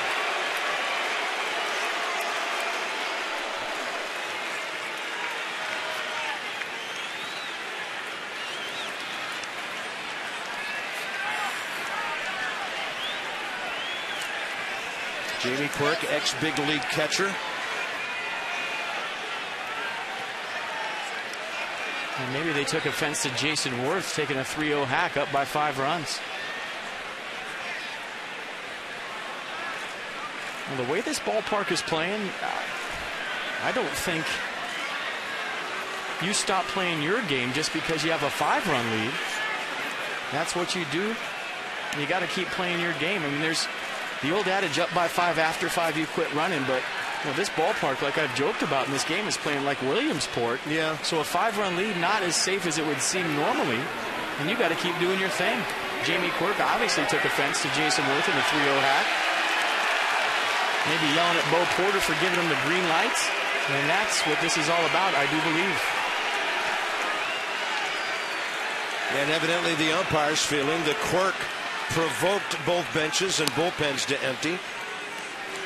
That was interesting. Bo Porter taking on the Cubs dugout, walking right to the top step. This is pennant race baseball. I mean, one team is trying to get to October baseball. The other team is looking at prospects. And you have to do whatever you can to get to October. And if it means swinging 3-0 and driving in a couple runs, I said when Jason Worth came up for this at-bat, he has a chance to put this game on ice, and that's exactly what he was trying to do right there in a 7-2 game. I'm going to stay with it a second right here. So that was the 3-0 hack. Steve Clevenger departs to get another catcher's mitt. I think Jason Worth starts to hear some noise from the Cubs dugout right about here. So he'll glare in there for just a second or two. And then Jamie Quirk right there, giving it to Bo Porter. I thought he was yelling at one of his players there on the top step. Thought they were in a little squabble in the dugout, but apparently it was about the green light. Dale Swaim coming over, talking to Bo Porter, getting in between he and Jamie Quirk. And Quirk shortly thereafter ejected. It's 3-1 now to Jason Worth. That is a strike call. And the count's full. The fastball down and in, 93 miles an hour. I thought it was a strike. Let's see what Pitch Track has to say. Good frame by Clevenger, gets the call. Pretty close. All the runners on the move here. And a 3-2 pitch. Worth will slice it straight back.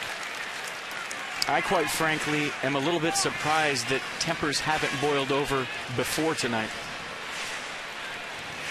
Well, you mentioned this at least for the first time 2 nights ago.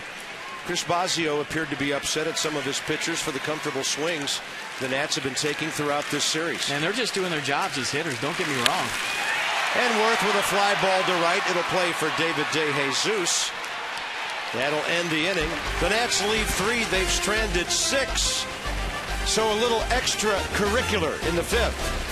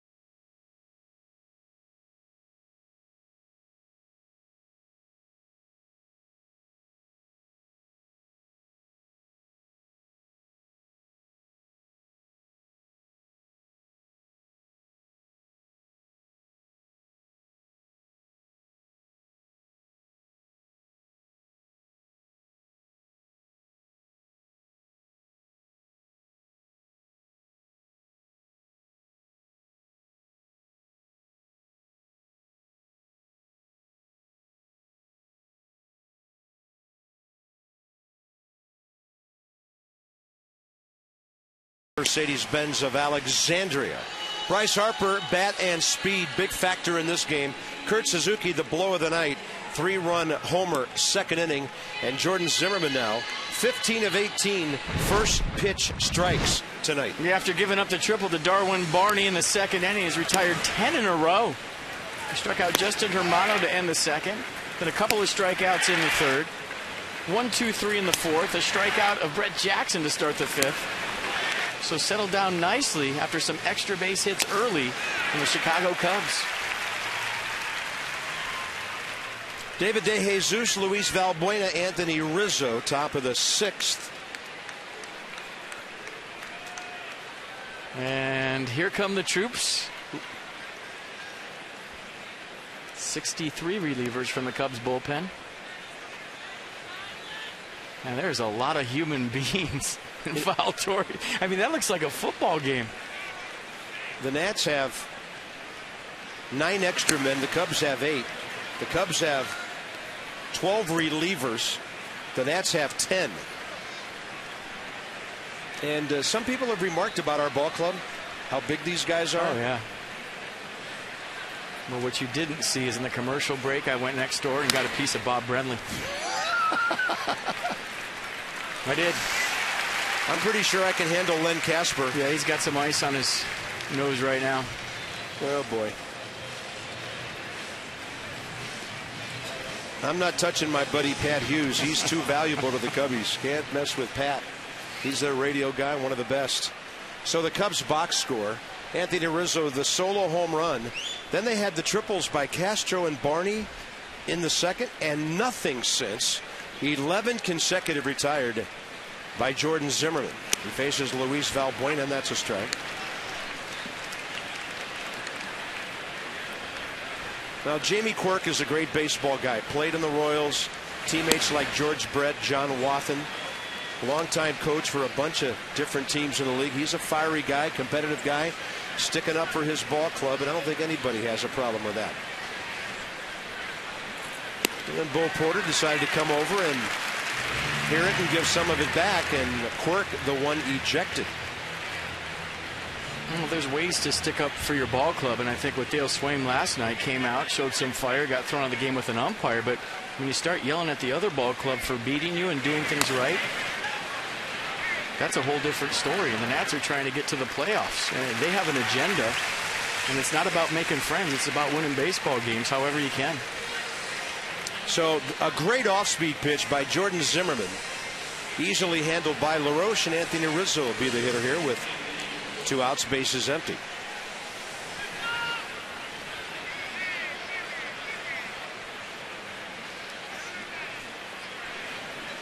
I mean, there's one way to stick up for your team, and that's by arguing with umpires.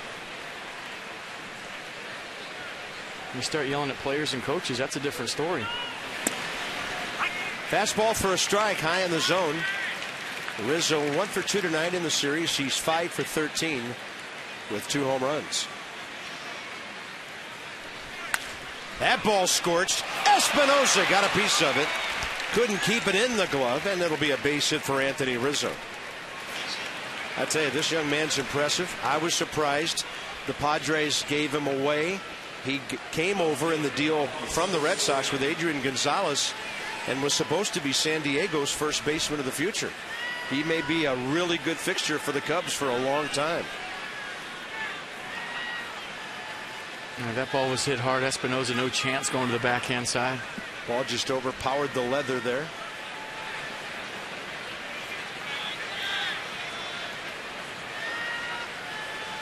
Padres gave Rizzo 128 major league at bats before going to the Cubs in a 4-player deal. He's an interesting story. When in 08, when he was an A-ball, he beat what they called limited stage Hodgkin's lymphoma.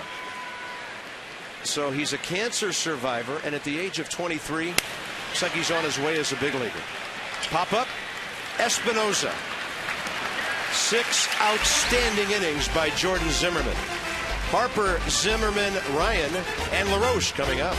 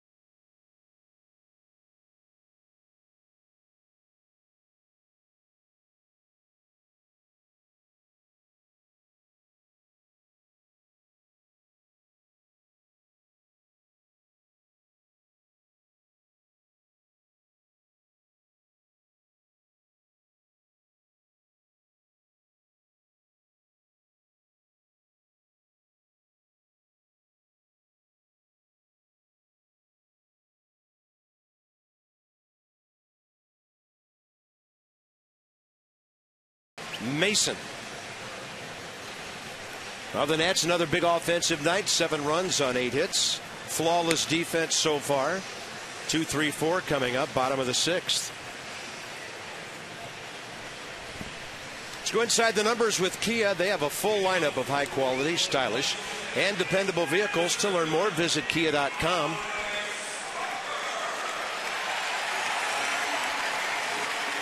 It's Tater meter, where Bryce Harper hits his home runs by zone. You know, you usually associate down and in with left-handed home runs. Bryce hits them just about anywhere you pitch him. Another inning for Lendy Castillo. And that ball way in on Harper, and we're going to have issues warned. And here come the benches and the bullpens again. We just don't want to get anybody suspended in the pennant race. Great move by Jason Worth coming out and getting Bryce Harper. Yeah, now the Cubs are going to throw at a teenager.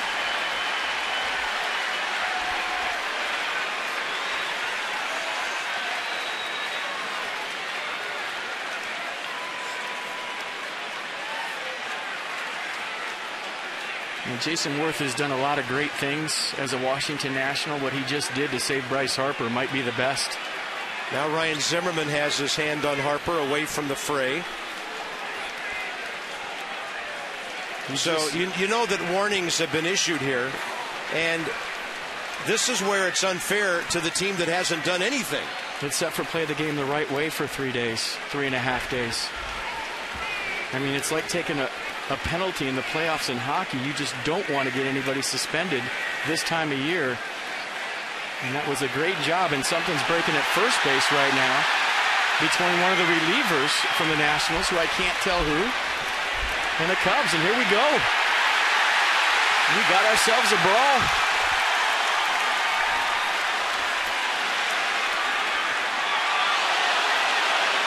The Cub that was doing all the jawing is number 60, Manuel Corpus. Formerly with Colorado, he was the one shouting across the infield.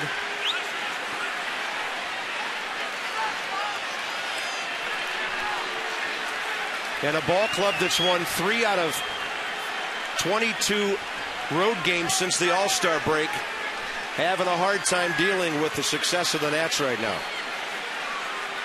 But Manny Corpus, I think they call him Manuel Corpus now, was the one doing the jawing and the gesturing there that got things going all over again. And I'm not going to say who it was until we see a replay, but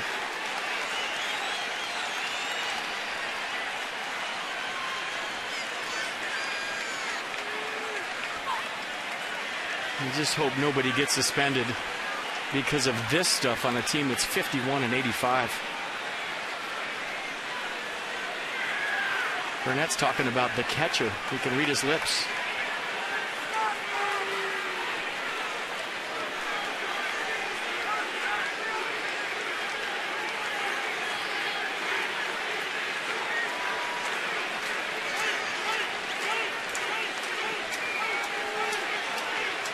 Obviously, Edwin Jackson very hot. Michael Morse was hot.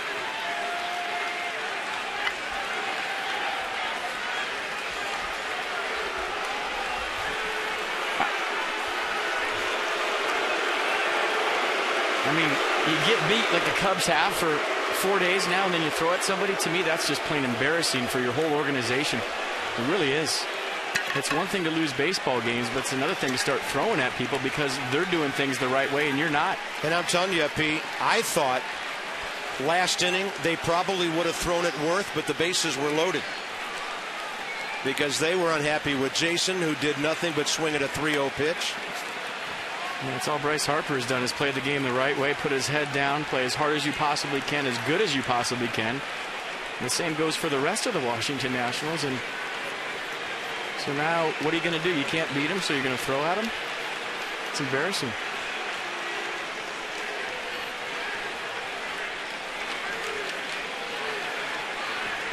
Umpires trying to sort this thing out. We'll try to sift through this. The first pitch fail. Didn't hit him. Tried to, and Bryce Harper's ready to go. He's locked and loaded. I think Jerry Lane did a nice job. Got to give Steve Clevenger some credit for getting in between Bryce and his pitcher. And Jason Worth comes out. Ryan Zimmerman comes out. Bench is clear. Cooler heads prevail for a moment. They're going to call the managers out. Dale Swaim is already with the umpires. And then there was a little fracas around first base. It looked like somebody from the Nationals bullpen and somebody from the Cubs were jawing at each other. And that's when it got gnarly. That's when you had a little bit of action right here. Clevenger pushing Michael Morse. And Sean Burnett taking offense. And then this is what ensued. Bottom of your screen live. Top of the screen, the fracas. I think Jerry Lane goes down right here. Somebody does. Then helped up by Ian Desmond, who was pushed into him. It wasn't Jerry Lane.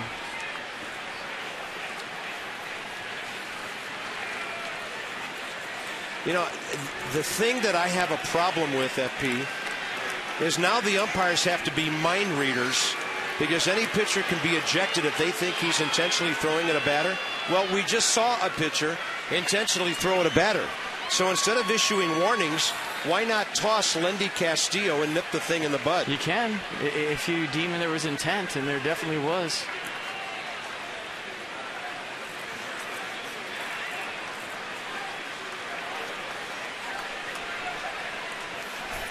So the four umpires are all huddling.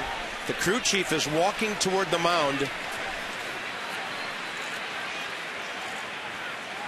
And Jerry Lane, is he going to put a ball in the glove of Lendy Castillo? He is. He's been warned. And he says, one more and you're gone. But the bad thing about it is, if Jordan Zimmerman throws a fastball into somebody, somebody has to read his mind and then possibly eject him.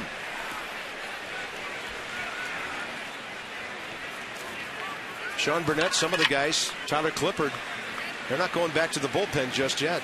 They're still in the dugout. I don't know how he is staying in the baseball game. Are you kidding me? How is Castillo staying in this game? There's Clevenger, I think, with the gear on right there. I think that might have been Bill Miller who got knocked down, and then Ian helped him up. Davey trying to keep Michael Morse from getting in trouble. So it's ball one to Bryce Harper. How is he in this game? Help me out here, Carp. Well, if it's intentional, they can throw him out at any time, but for some reason they haven't. And as I mentioned, the bad situation, Wellington Castillo now. Don't know if Clevenger has been tossed or simply replaced.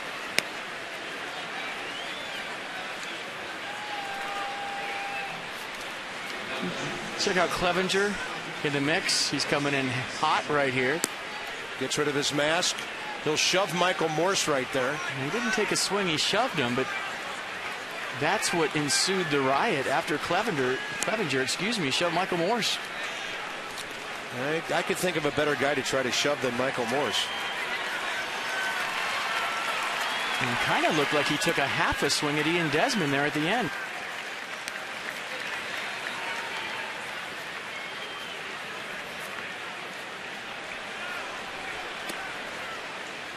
At the very end, watch this.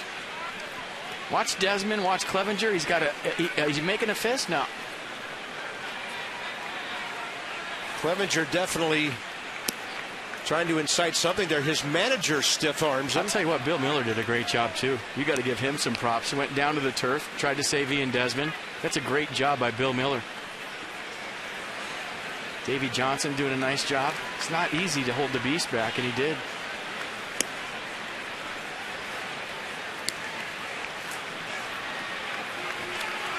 See, this is a manager thinking about his players getting suspended in the pennant race. Yep.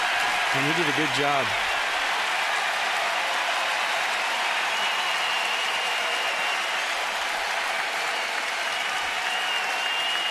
One ball and no strikes to Bryce Harper.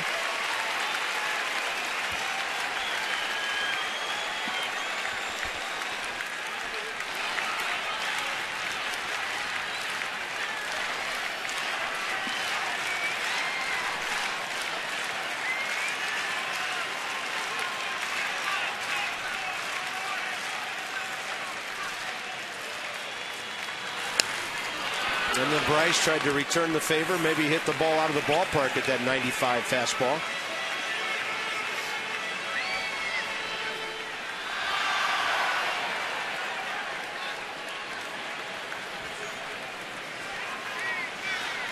Harper on base, triple, 2 base error, and a base hit tonight. He has scored 2 runs.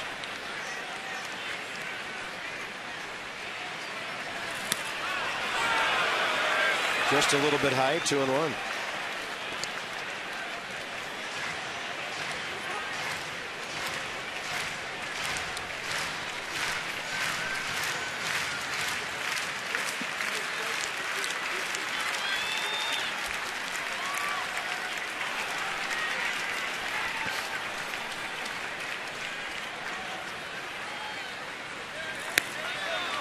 Off speed, 3 balls, 1 strike.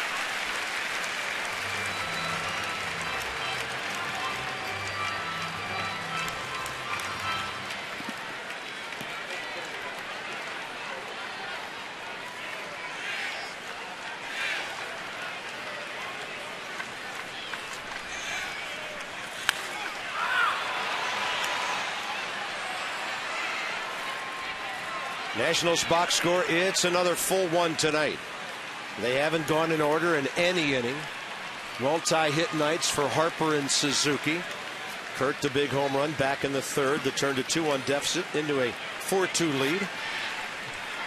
And Bryce Harper with nothing more after getting thrown at. It's not very often you get thrown at and you still get to face the guy. This is intense.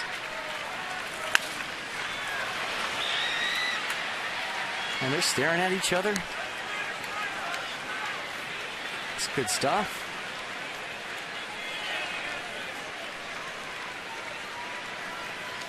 Couple of rookies going at it here in the 6th.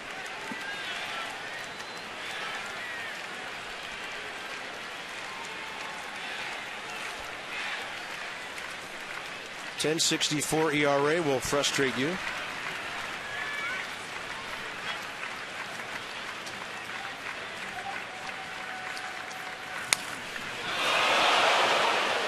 Some kind of battle being waged right now, boy.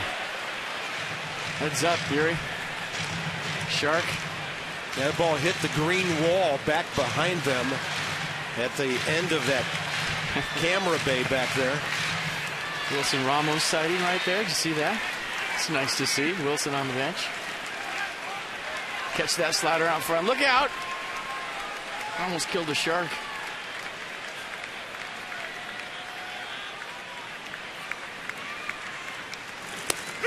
Harper's going to be called out on an off-speed pitch. Kinetic North America will show you the final pitch of the longest at bat of the year. Her backdoor slider. Got him looking.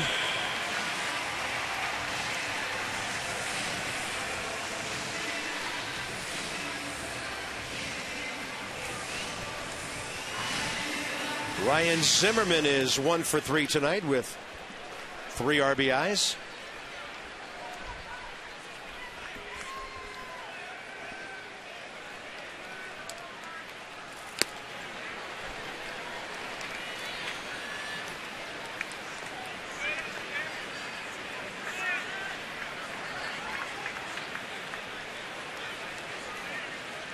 Well, Bryce kept his cool. Worth helped out. Zimmerman helped out there.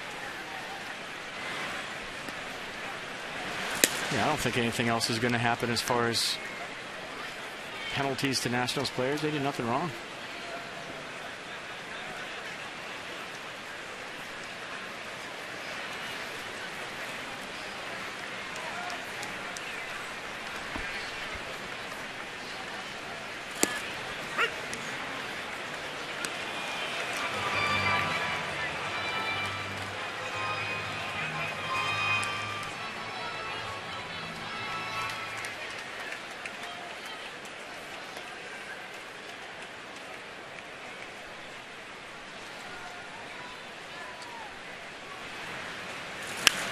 And Ryan will hang in there and foul one off to the right side.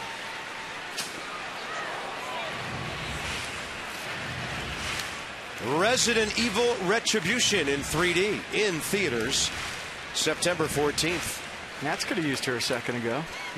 She could have come in there and done some damage.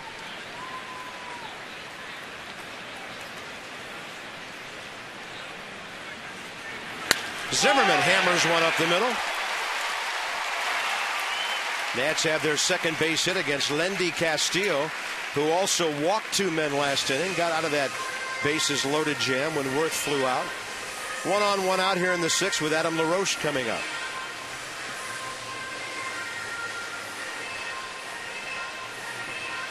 And a pitching change. This will be a pitcher getting quite a send-off from this crowd.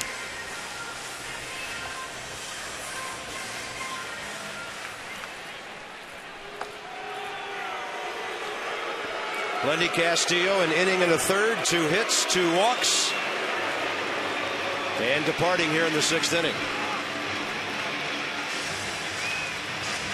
And this call to the bullpen is packaged by the UPS store. We love logistics.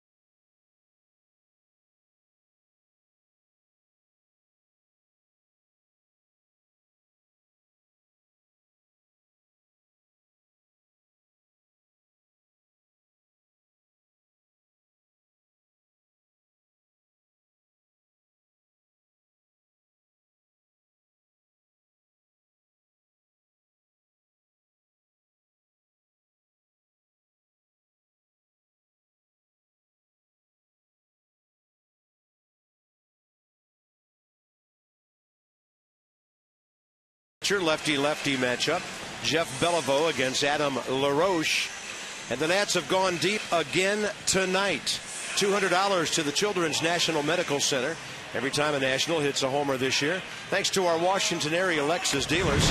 Adam LaRoche putting a lot of money in the bank with his 4 home runs in this series and 28 on the year.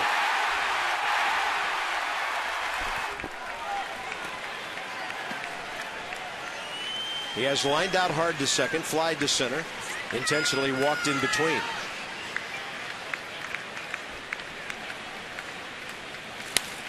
And that ball is well hit to right. Heading for the scoreboard, and he has done it again. Home run signal. The Nats lead 9-2, and the Cubs are going to argue about this one. Right fielder David DeJesus holding up his arms. He thought a fan interfered. Dale Swaim is out of the dugout. It did look like a fan reached over. The question is, was it a home run? Or did he reach over and grab a ball in play?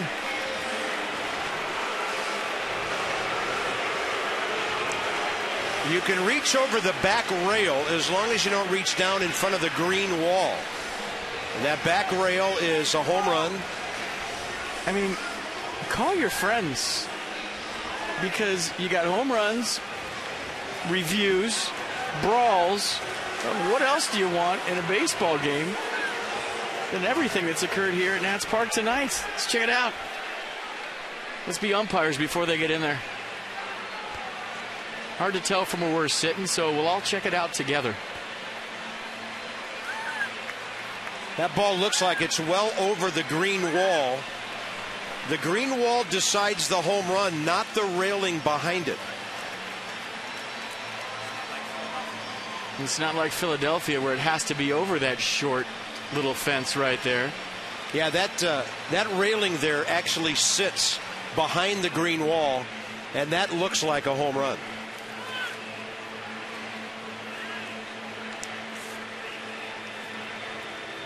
Whatever it was a bad catch by that fan. Come on, you got to make that play. And if that's a home run, Adam LaRoche has 29 homers and 92 RBIs. Let's go, man. We have a feeling the umpires will not be out very long on this one. This is why they get together at home plate and discuss the ground rules. First game of every series, so that the umpires know if it's over that green line, it doesn't make any difference with the railing.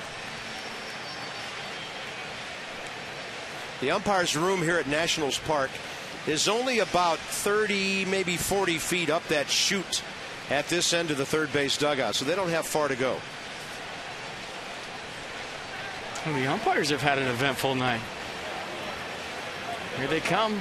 We'll see the signal in a moment. Full speed, Jerry Lane, what do you got? After further review, Tater. Home run.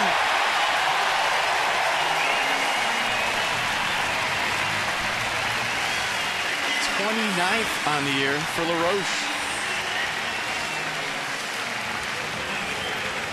So 8 RBIs short of 100, 1 home run shy of 30.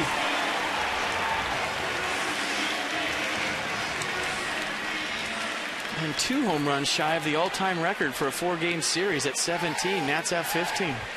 LaRoche now has 5 home runs and 9 RBIs in this series.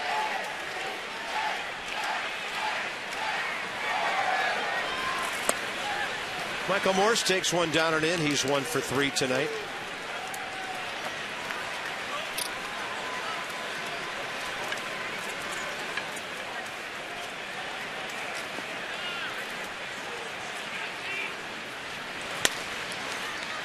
Starlin Castro waiting for this one. 2 outs.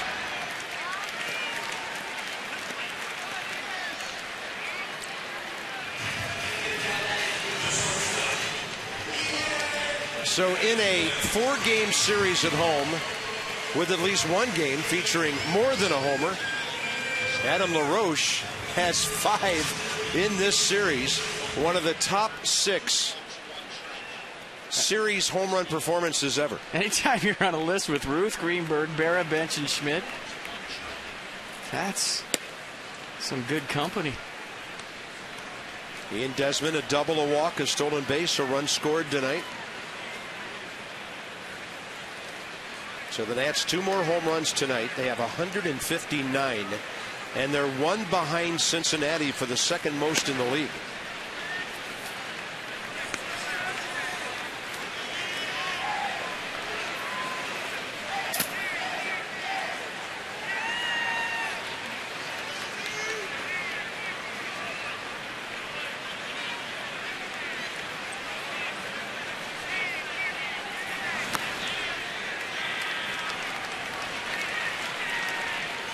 Long time in the dugout for Jordan Zimmerman. 73 pitches, 54 strikes through 6. He will be under the warning when he goes out.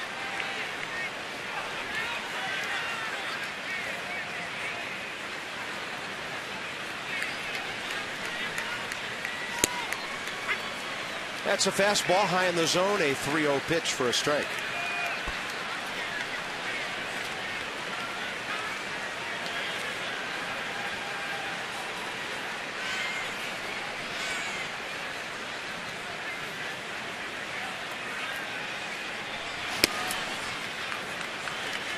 Desmond aboard for the 3rd time tonight. Hard to walk this man twice in a game, but the Cubs have done it. That'll bring in Danny Espinosa, who's increased his hitting streak to 8 games.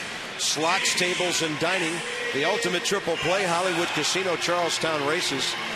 When you hit a couple, you should win, but teams don't always win 34 out of 40 when they do it, and 15 of their last 16. Just crazy. And the record when they hit 6, 2-0.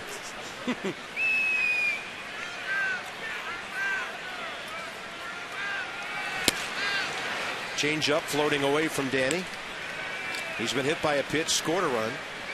robbed of a double or a triple by David DeJesus, and singled to right, then stole a base last inning.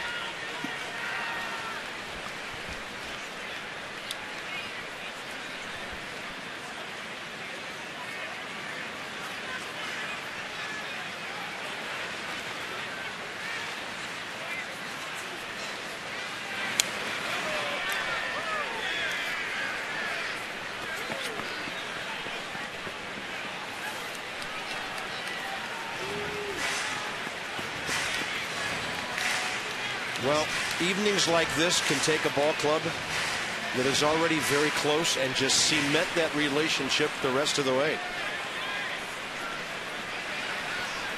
Some game faces going on down there. I like it.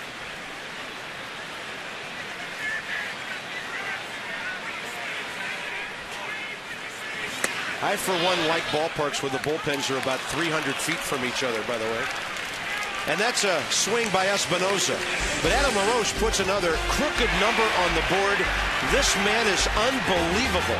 He now has 14 RBIs on 6 home runs in his last 11 games.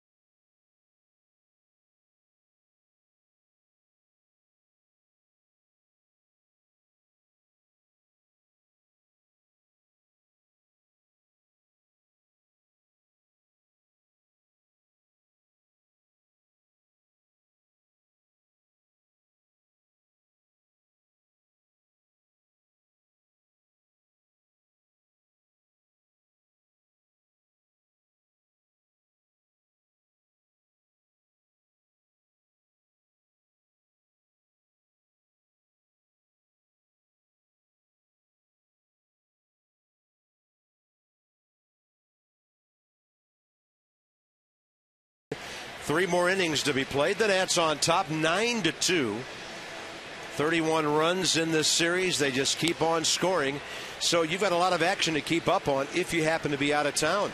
Every remaining out-of-market game when you're not here on your favorite connected device in HD quality. It's MLB.tv.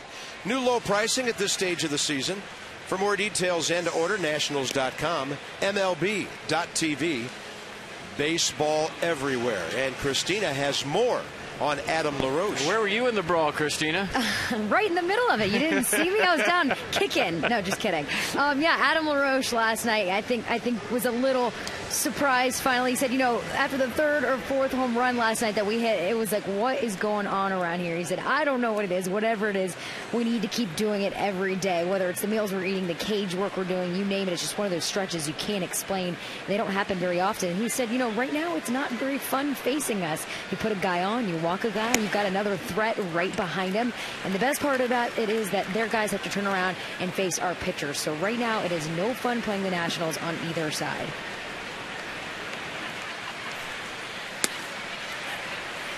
No, I saw some people talking about the Nationals lineup right now, comparing it to an American League lineup with all the thump and the way they're swinging the bats. But yeah, it doesn't matter in pitching, defense, offense, everything clicking right now in early September for the Nats. Bad breaking ball stays up and in. Jordan had a long time between last inning and this. He's retired 13 of the last 14 Chicago hitters. Starlin Castro 1 for 2 with a triple tonight.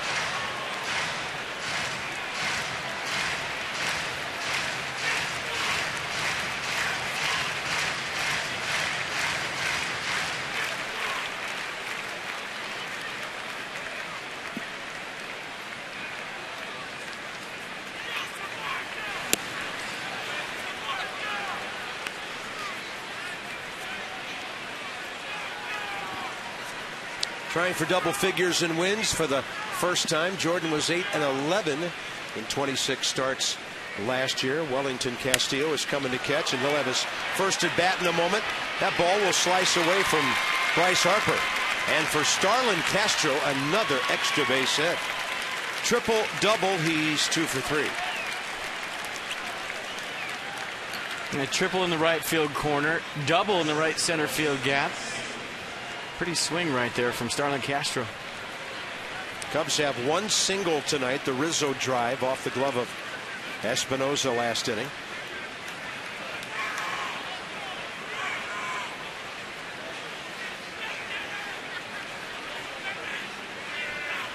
They're announcing the ejections. Clevenger was ejected. Sounds like Michael Gonzalez of the Nats was ejected. And as I spied on the binoculars, it was Manuel Corpus who ignited the second stage of that brawl, coming in from the bullpen, gesturing across the infield, and he was ejected, as he should have been. He ignited their attitude. He ignited something. Tom Gorzolani, a former Cub, Chicago guy, warming up.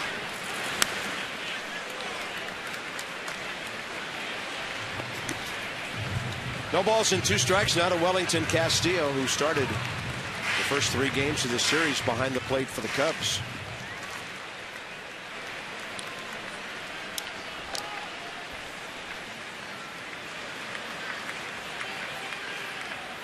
Three for 10 with a walk in the 3 games in which he's played.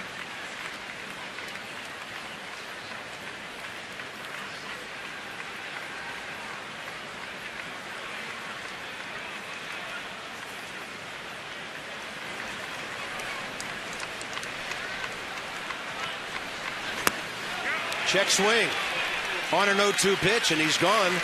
That's strikeout number 8 for Jordan Zimmermann.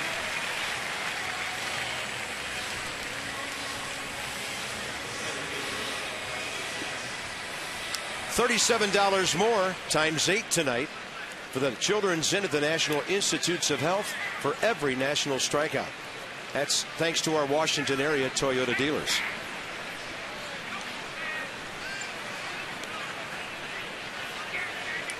Michael Sikolovich throwing for the Cubs.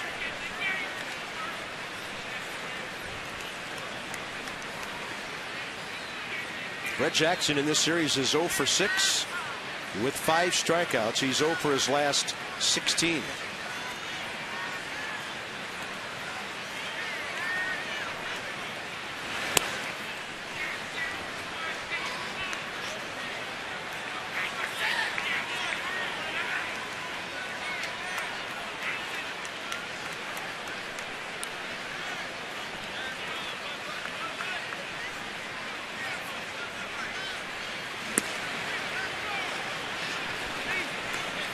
I wonder if that layoff, almost a half an hour between when Jordan Zimmermann came off the mound to going back out there, has affected him at all. Very well could have, and with the Nats up by 7, and he's at 85 pitches. Davey can kind of handle him any way he wants to here. Sure, he'd like to see Jordan get another out or two, get 7 innings under his belt tonight. Amanda Comack from the Washington Times is tweeting 26 minutes after he came off to end the top of the 6th until he gets on the mound for the 7th.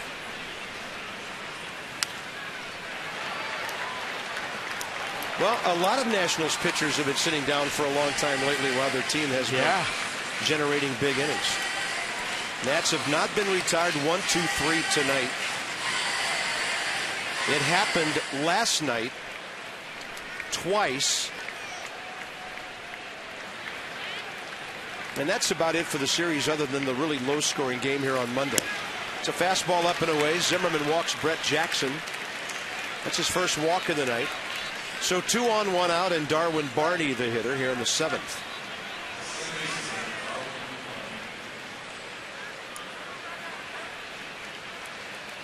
Steve McCaddy to the mound.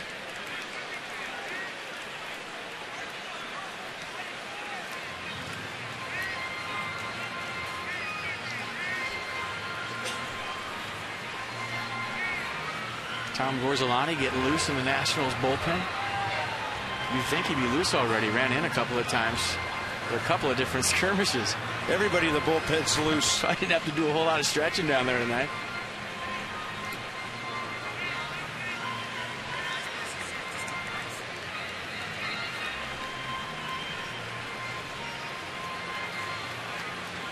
It's been a very economical night. Jordan did have a bit of a long first inning because there were 2 strikeouts and the home run, but since then, very efficient. Darwin Barney, good contact man, has an RBI triple tonight. Jordan hung in a slider back in the second with Castro on third. He'll get a 1-pitch out to Jason Worth here.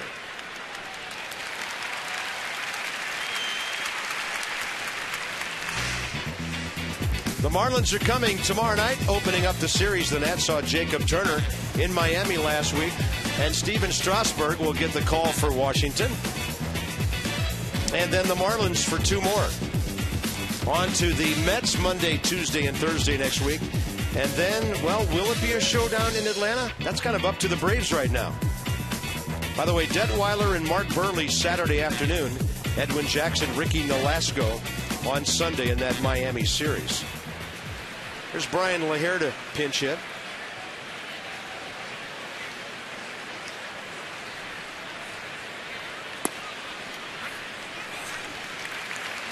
Left-handed hitter with power, 15 homers on the year, 5 out of 19 with a pinch homer and 2 RBIs.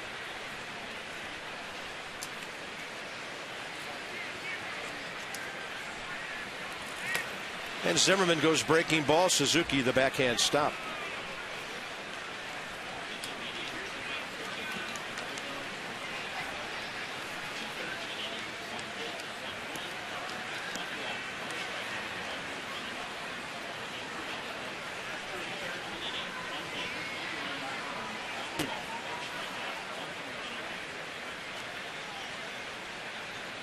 Target away. It's a fastball that wasn't away. It was over the heart of the plate, but it was up, and Lahair could not pull the trigger. 1 ball, 2 strikes. He's been getting that outer third all night long from Jerry Lane. See what Pitch Track has to say. Jerry Lane liked it enough to say, check please. Last time Jordan went 7 was July 8th here in a 4-3 loss to the Rockies when he gave up only 1 run on 3 hits. So in terms of pitching deep into a ball game, he's back. That's a breaking ball that'll be a wild pitch and move both runners up.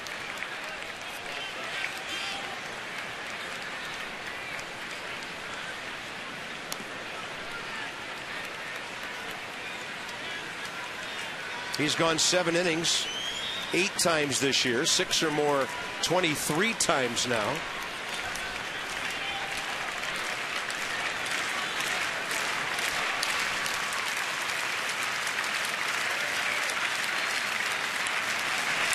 And that ball just barely foul tipped.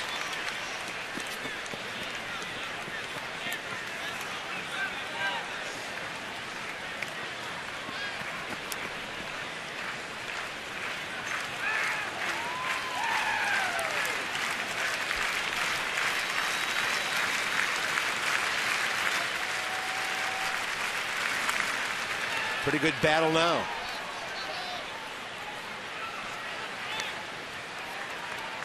95 pitches on the night, 67 for strikes, 28 for balls.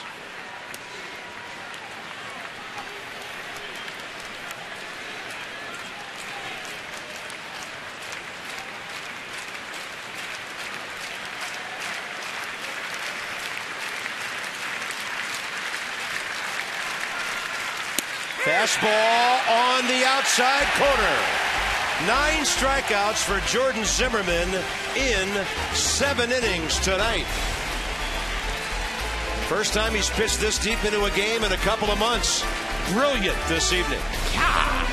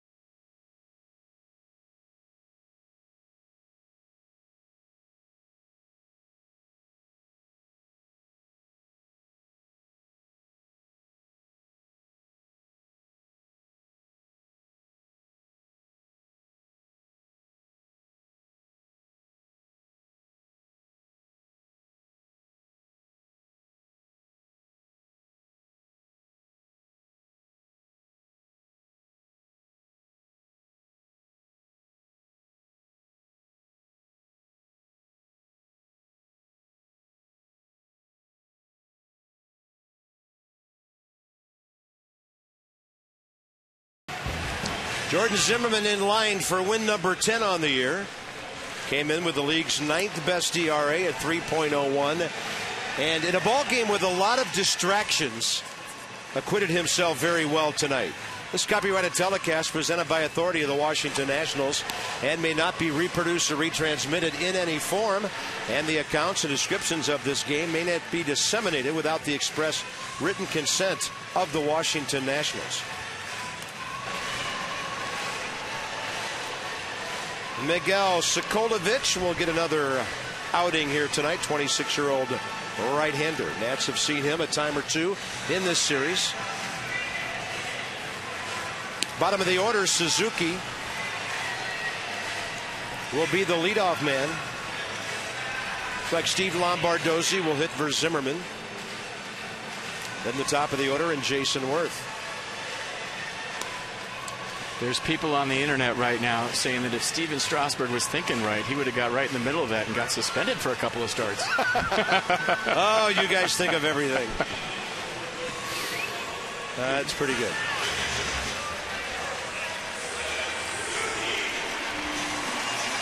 Kurt Suzuki winning over more fans day by day here. And by the way, Jordan Zimmermann in his 7 innings, 96 pitches, 68 strikes.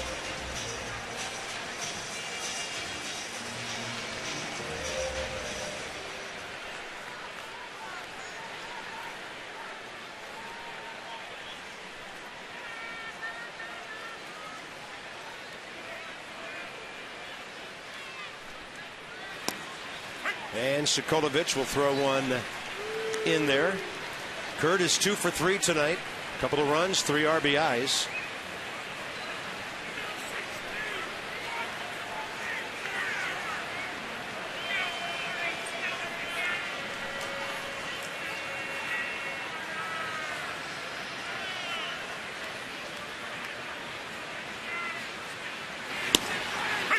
Pretty good looking fastball.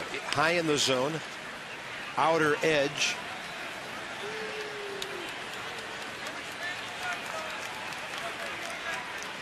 Davey Johnson can do a whole lot of things in the latter stages of this game and this series if he decides to give a couple of guys a breather prior to a weekend series against the Marlins, who always play the Nats tough.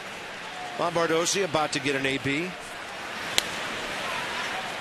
And Suzuki battling. What a season for this rookie, hitting .280. And as a pinch hitter, Lombardozzi is 6 for 17.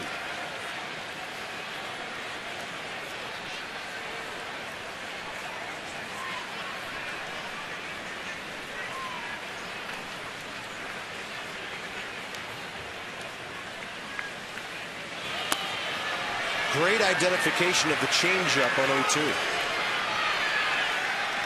By the way, Jordan Zimmermann tonight, first pitch strikes to 22 out of 27 hitters.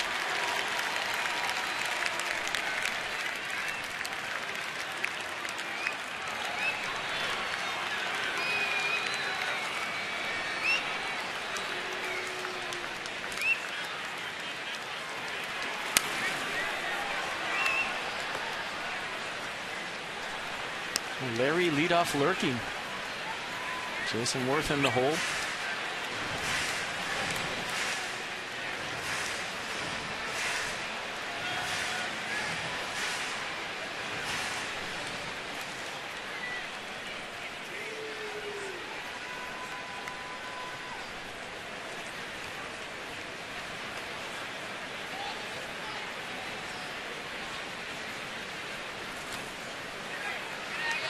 And he is seeing the ball so well. Off-speed pitches, no flinch whatsoever.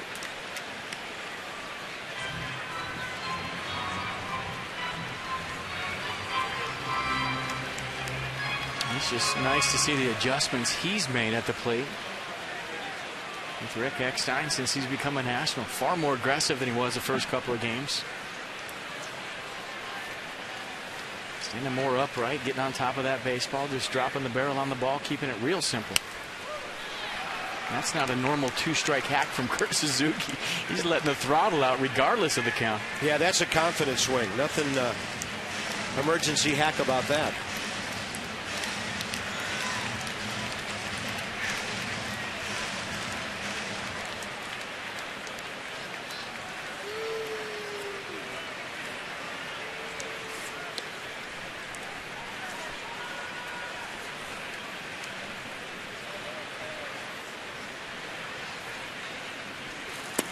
And now he takes the breaking ball outside, 3-2. It was 0-2.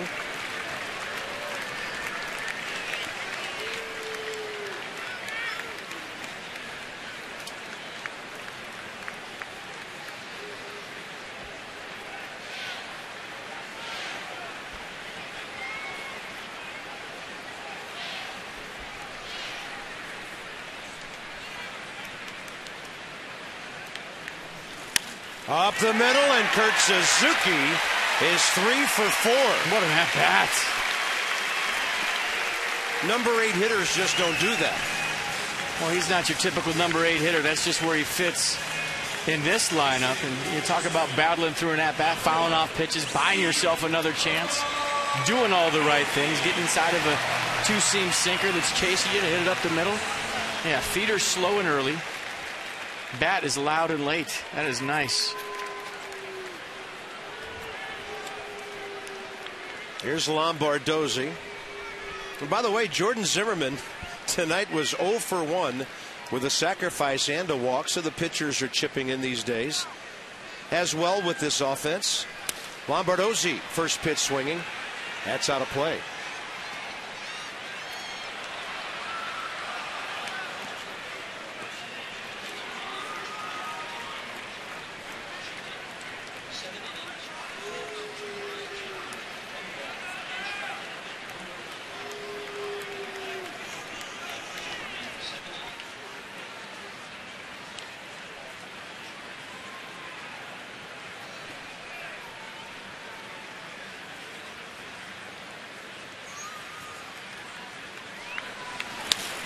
Lombardozzi gets that one out to center.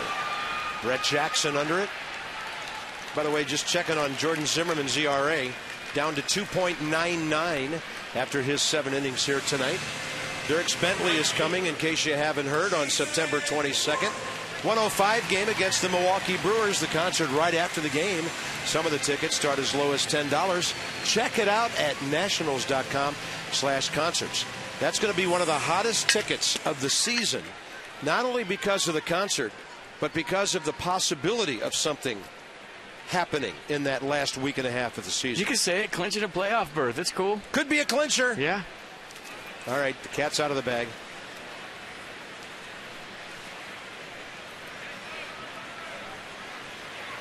Still have many emotional scars from being considered a jinx around here for 5 years. Yeah. It's tough to be a jinx on a 59-win team a couple of years in a row.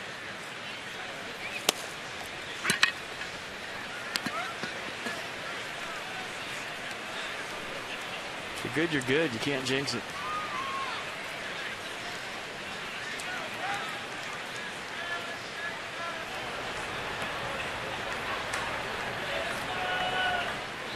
.48 of Gorzolani's first 50 pitches strikes tonight.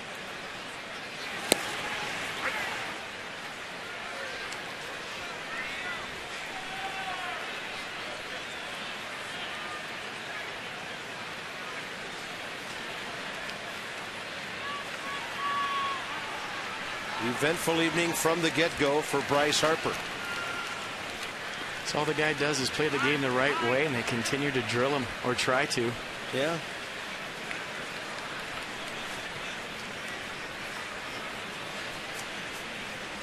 Yeah, and it's really a tragedy the way it's affected him. You know, I mean, Cole Hamels put him in his place. The kid disappeared for the rest of the summer. He did him a favor. He handled that situation so perfectly. He did him an absolute favor by drilling him. And, you know, maybe it's indicative of the Cubs pitching in the series. They tried to hit him and they missed. Well, I'll tell you what, Barry Bonds was a teammate of mine, and I thought he was a lightning rod. Bryce Harper, in his rookie season, is more of a lightning rod than Barry Bonds ever was, I believe, as far as, you know, whatever he does is such a big deal. And he's getting thrown at for no reason. Outside, 2 balls, 2 strikes.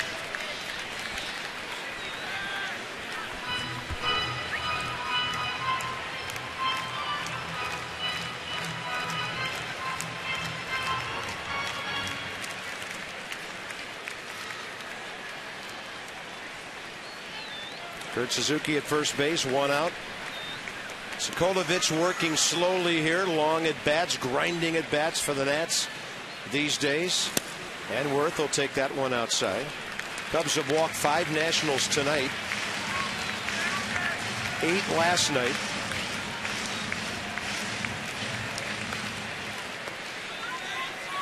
Couple that together with all the hits in this series, it's been amazing.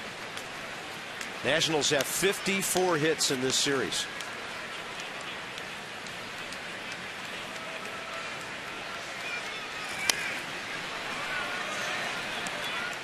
While scoring 31 runs.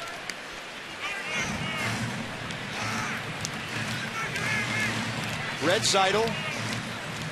And if you notice on the loss side, the Nats have 3 fewer losses than Cincinnati. Rangers are tied in the 6th inning at Kansas City. The Yankees trailing in the 8th, 6-3 at Baltimore, but making noise with the bases loaded. And by the way, that pitch that strikes out Jason Worth is the 30th pitch he has seen tonight. 2 outs.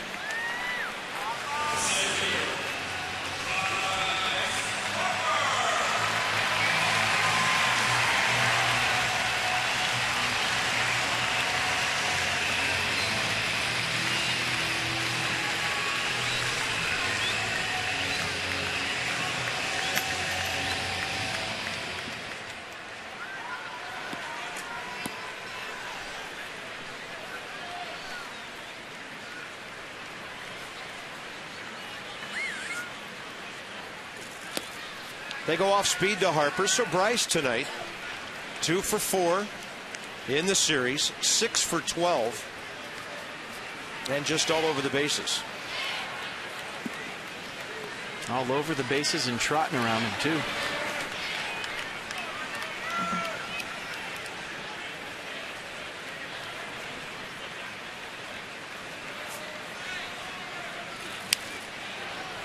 And back-to-back changeups to start this at bat. I mean, why wouldn't they throw him at? He got a 3-0 changeup last night. He got a 3-0 slider last night. So they've been throwing everything but the kitchen sink at him. Showing him a lot of respect because he's locked in. In the low 240s a couple of weeks ago, hitting 261 right now.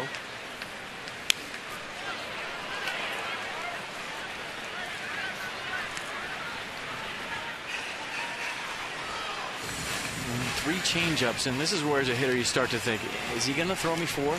No way he throws me 4 changeups. It's a thought process. When you get back in the box, you still have to respect fastball with 2 strikes. Got to protect that, but when you start thinking as a hitter, is he going to throw me 4? He threw me 3. It looks like they're going to go fastball up right here. It is, and 93 upstairs, 2-2. And that might just be a show me fastball to get back to the changeup.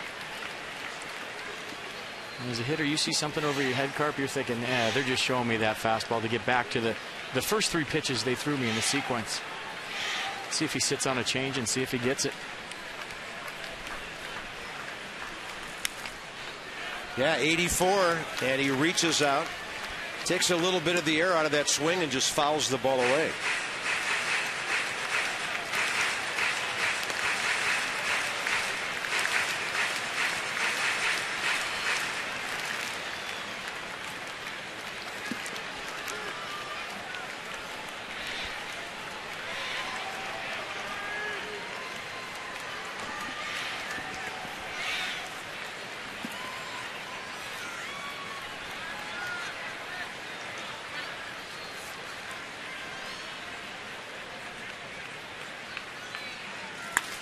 Harper, left center. And racing over to dive and make the play, Brett Jackson. Bryce very close to a 3-hit night. The Nats are gone in the 7th, and they lead 9-2.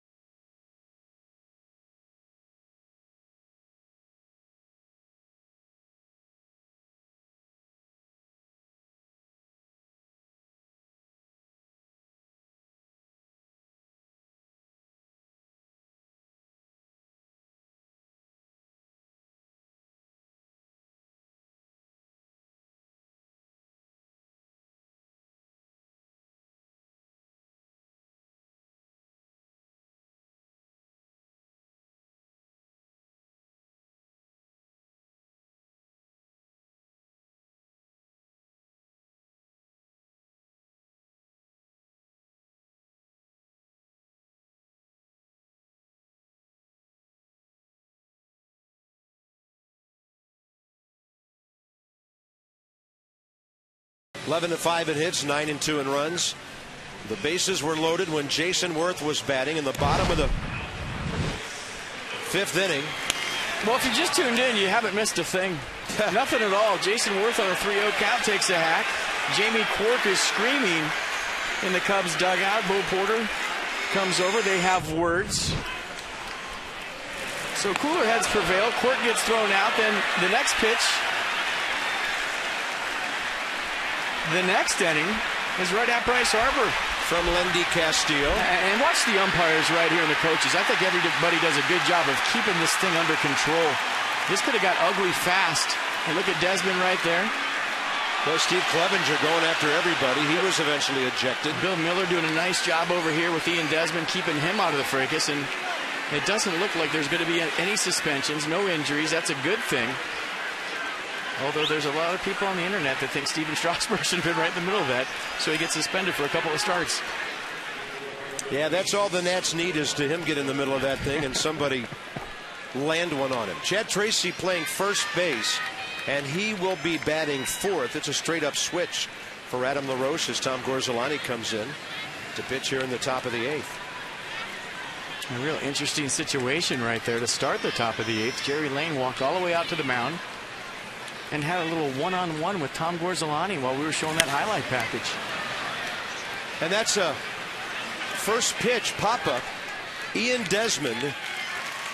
David DeJesus is gone. And I have seen some umpires do that over the years. With every new pitcher that comes into the game, maybe he goes out to remind him, hey, everybody's under a warning here, and that includes you. Yeah, just walk out there and say, look, obviously you've run in from the bullpen 14 times tonight. You know what's going on. You're a veteran guy. Let's keep this thing moving in the right direction. You guys have some goals to achieve here and don't mess it up. Probably something along those lines. Yeah. Valbuena, Luis Valbuena, 0 for 3. He goes up hacking. So valuable to have a veteran umpiring crew late in the season with a team that's trying to accomplish a lot of different things.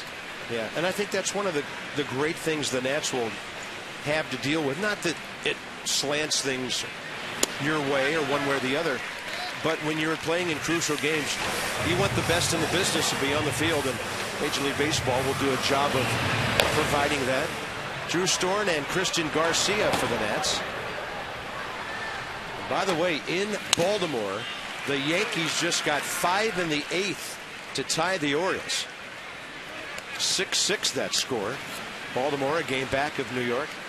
Tampa Bay idle tonight. They're 2.5 back. All 6 Yankees runs tonight with 2 outs.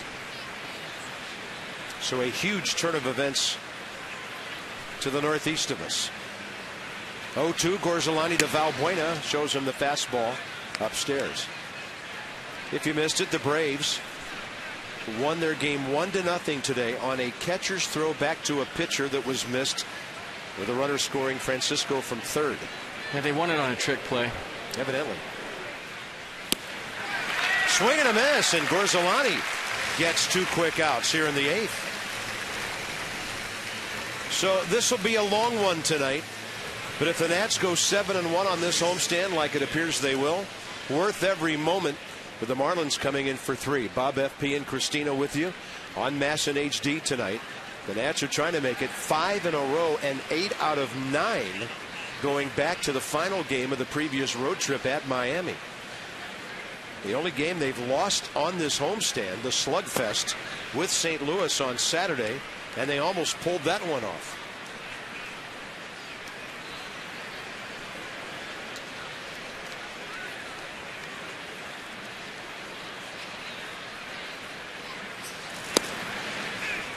Fastball by Gorzolani, just missing, to Anthony Rizzo, who has a solo homer, a mighty blast to the left field side back in the first, and an infield hit, a hard hit ball off Danny Espinosa's glove in the 6th.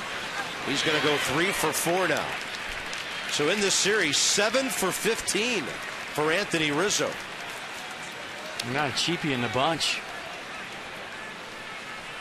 The race for the National League East crown heating up. Don't miss a moment.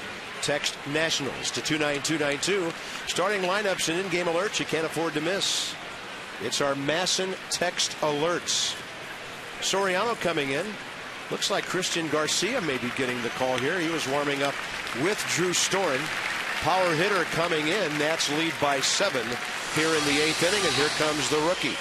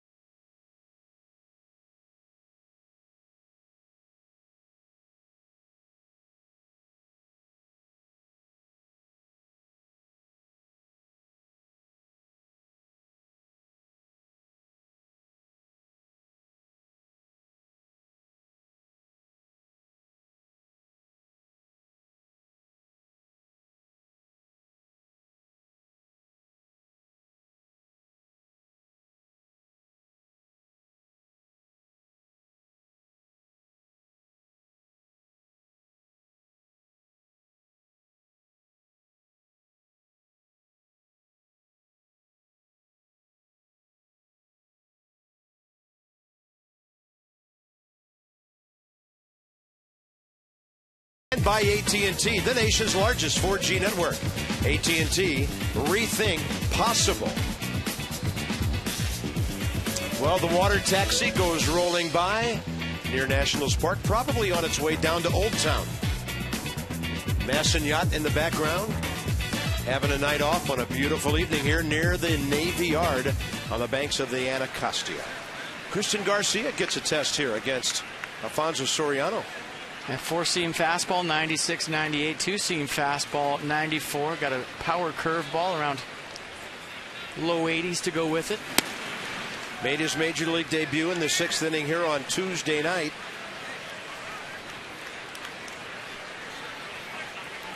And popped up Wellington Castillo, his first major league hitter. A young man who's been through Tommy John surgery twice. Fastball stands Soriano straight up. Christian's 27 years of age.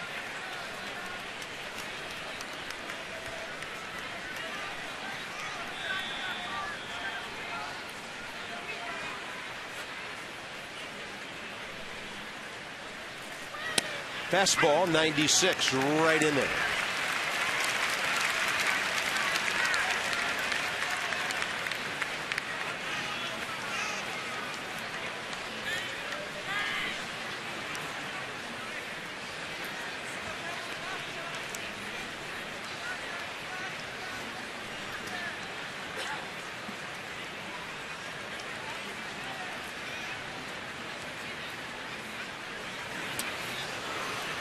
And that one back to the screen. It's interesting.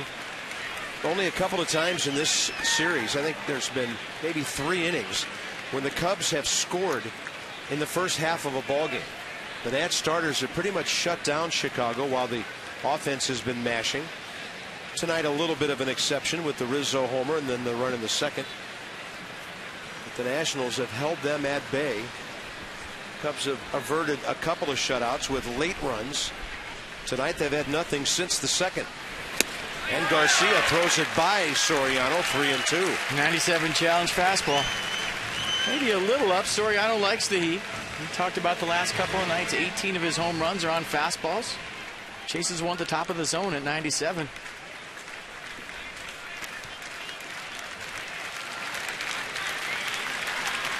Bunch of shakes. Maybe back to the original pitch. Who knows? Then a step off.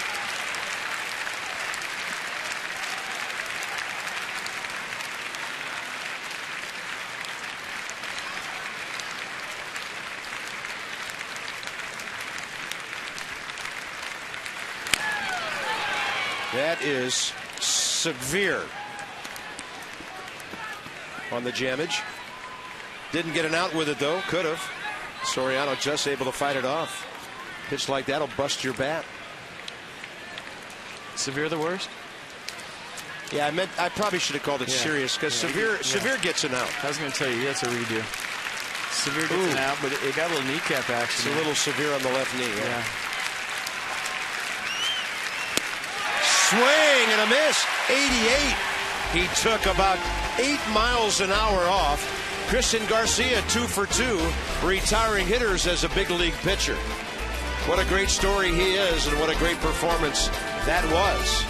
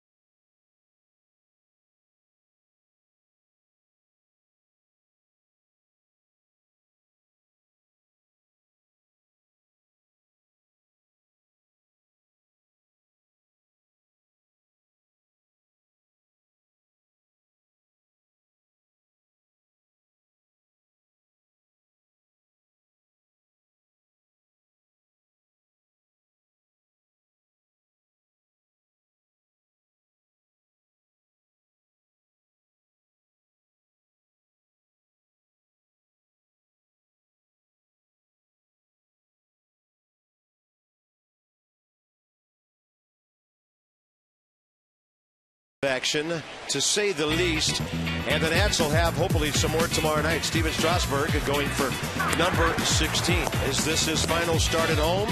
195 strikeouts in 156 innings, and against St. Louis, 9 strikeouts, 6 innings of shutout ball last Sunday. 6:30 Nats Extra, first pitch 7:05, Mass and 2 HD. The Nats barely lead the season series with the Marlins 8-7, but they've beaten them 5 out of 6 times here.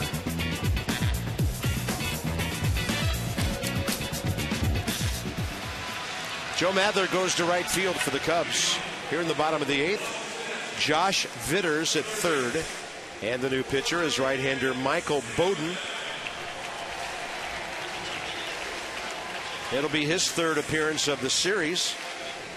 And the Nats have a run on him on 1 hit in an inning and 2/3.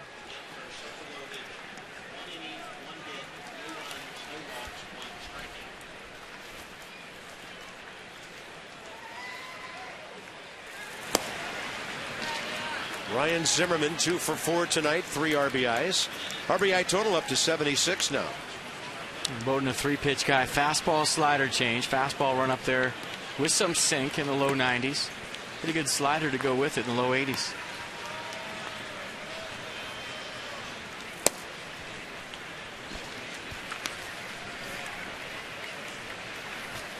Carlos Marmol, the Cubs closer. He of the big slider and the bunch of blown saves earlier in the year. But he's back. He has 16 consecutive successful save attempts. But he won't get a chance to save a ball game in this 4-game series. They need to give him some work.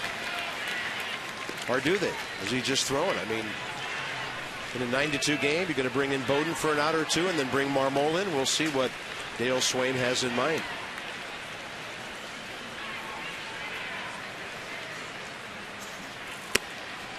Zimmerman walks on 4 pitches.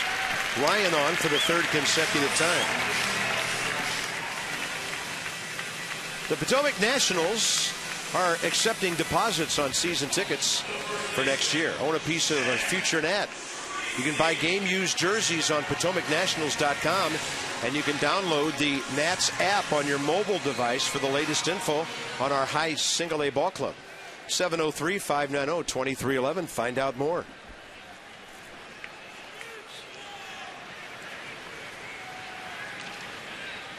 First at bat tonight for Chad Tracy, giving Adam LaRoche a breather at first base.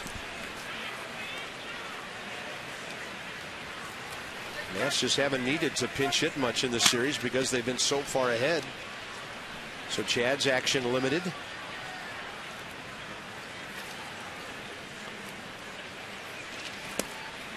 I'd say he set the tone early in that season opening series at Chicago. On opening day, he had an unsuccessful pinch hitting appearance, but then he checked in with a 2-run hit on the Saturday game and let everybody know, I'm going to be tough off the bench this year. Yeah, it's so important for a new guy to get off to a good start, trying to impress your teammates, show everybody that you can swing the bat off the bench and be effective. You get in a hole. We saw that with Matt Stairs in 2011. He couldn't get out of the gate and never did. Yeah. So that's ball 7.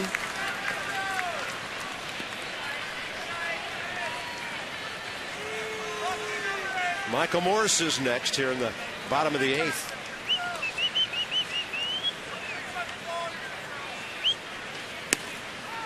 Eight in a row. Maybe Carlos Marmol will pitch here in the 8th inning. Michael Morris will step in, 2 on, nobody out. Michael tonight 1 for 4.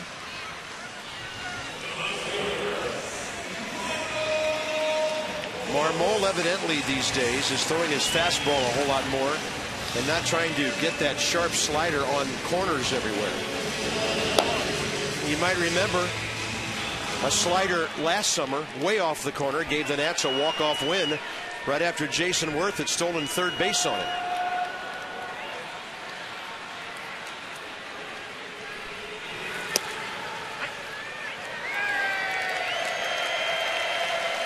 Love hearing the fans at the high note on that song. And then they totally miss it and then give themselves a standing ovation. American Idols, every one of them. Brilliant. I love it. This is one of those new things happening at the park that we've never had before. They've been doing that for a couple of years, though. You start winning and people just invent ways to have fun en masse.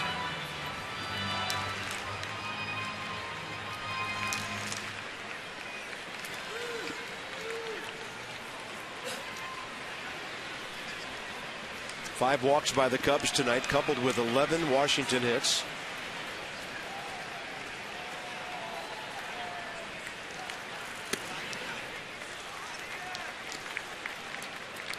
Well, the Orioles have responded. Adam Jones has hit his 28th home run. And Baltimore answered the Yankees 5 with 4 of their own in the bottom of the 8th and lead 10-6, and they're 3 outs away from being in a first-place tie again. Morse with a base hit to right field. Zimmerman around third. Bo Porter will hold him, and the bases are loaded with nobody out. Ian Desmond has a double and 2 walks tonight, and he walks to the batter's box. Hit number 12. Michael Morse will get the rest of the night off as Yuri Perez will run for him. Nice job of going with that pitch. Big hole on the right side, taking advantage of it. Michael Morse will shut it down with a 2-for. Michael Morse, and now in his last 10 games, has 12 base hits. So he continues to collect hits of the singular variety. Desmond has a double tonight, couple of walks, a stolen base, and he pops it up. First pitch attacking again. Darwin Barney handles it for the first out. Next up, Danny Espinosa.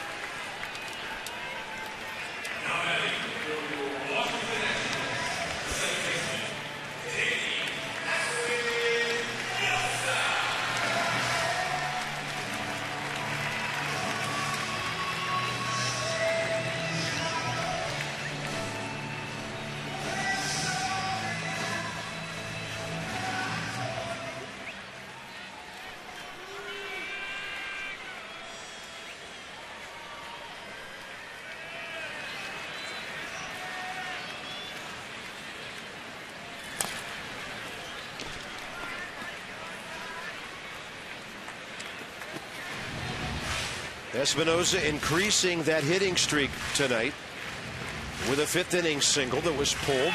8 games, 13 for his last 30. And in this series, Danny is 7 for 15. He's been on base 9 times.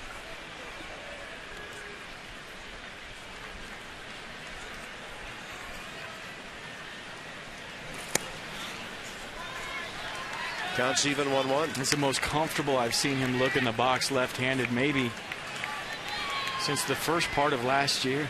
You look at the stance right now, very relaxed, standing straight upright. Not a whole lot of tension in where he's holding the bat. He's got it high over his head and just looking for a ball below his hands and dropping the barrel right on it. The leg kicks early and slow. Looks comfy. Yeah, it's been a long climb for him. Danny Espinosa, this struck me tonight as we were looking at the numbers before the game. His left-handed batting average is up to 240 for the first time this year. And his overall average flirting with 260. It just took so long for him to climb out of that 180, 190 hole he was in early. But he has, and that says a lot about the person.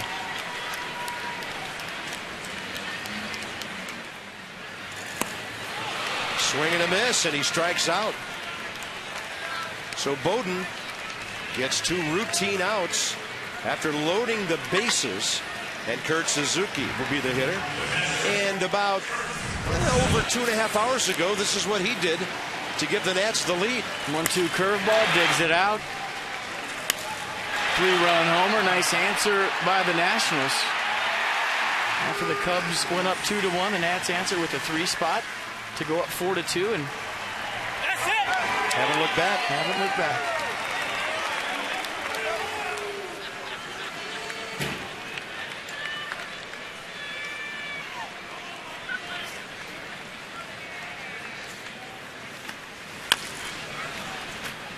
So Suzuki 3 for 4 tonight. His batting average, and this is his National League batting average with the Nats in 22 games, has climbed to 269 in 22 games with 3 home runs and 13 batted in. Carlos Marmol got his work in. He takes a seat. Jay Chapman up for the second time tonight.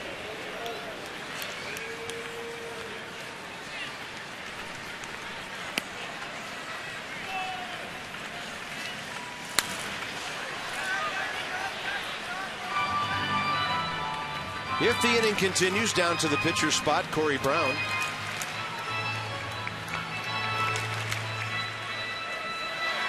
"26 total home runs on the year for Corey Brown between AAA and the big leagues. Yeah, he was on a home run tear when the Nats called him up Memorial Day in Miami. He's got game. Good speed, great arm in the outfield, lively bat. Suzuki with a tapper foul.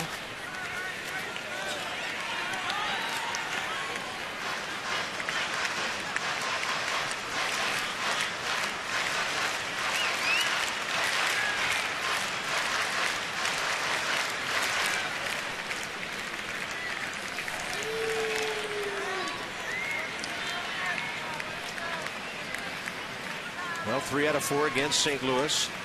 Potential 4-game sweep here.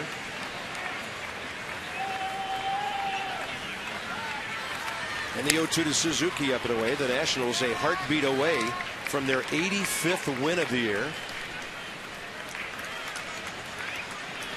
The Braves are going to New York for the weekend. They'll face Jonathan Neese tomorrow night. And the Nats can only hope he was as good against them as he was here a couple of weeks ago.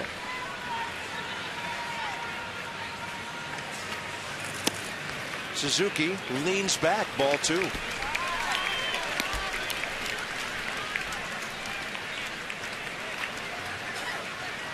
Like you talk about, just keep doing your thing. Don't really worry about what the Braves are doing. You know they're a good ball club, and they're not going to go away. But control what you could control. Keep winning your ball games and keep checking days off the calendar. That's the most important thing. Suzuki got jammed and popped it up to left. Alfonso Soriano. Well, it's been an amazing offensive performance by the Nats in this series. 3 more outs to nail it down.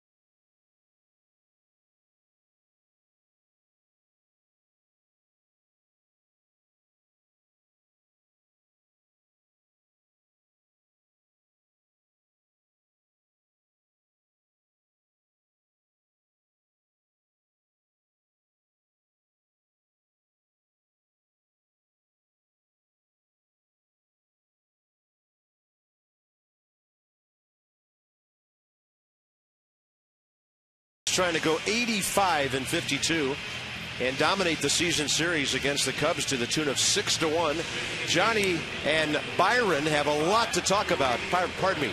Byron and Ray have a lot to talk about tonight on the Nats Extra Postgame Show presented by WB Mason when this one is over. Christian Garcia will get a full inning of work here if everything goes okay. Yuri Perez stays into play left. So I would advise any Chicago hitters, don't try to hit a ball to left center. 2 guys can close on it in a hurry, Harper and Perez. Well, you got 3 center fielders out there, Worth and Wright. A lot of range.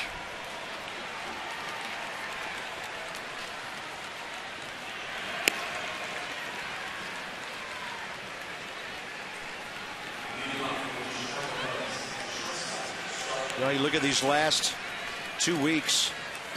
Nats embarked on a series in Philadelphia when they were swept. Bats were quiet. Day off. Bats quiet in Miami. Davey gives the talk. Talk about brevity. And everybody wakes up with a good laugh at their manager and what he had to say. And ever since, playing like the loosest club in the big leagues.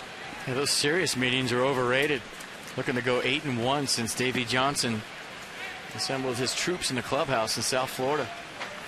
And for Garcia right here, regardless of the score, is a guy with your first go around the big leagues. What a great experience to have the honor of potentially getting the last 3 outs of a big league game, regardless of the score.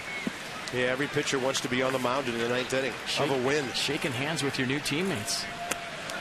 He's got Starlin Castro all locked up on that.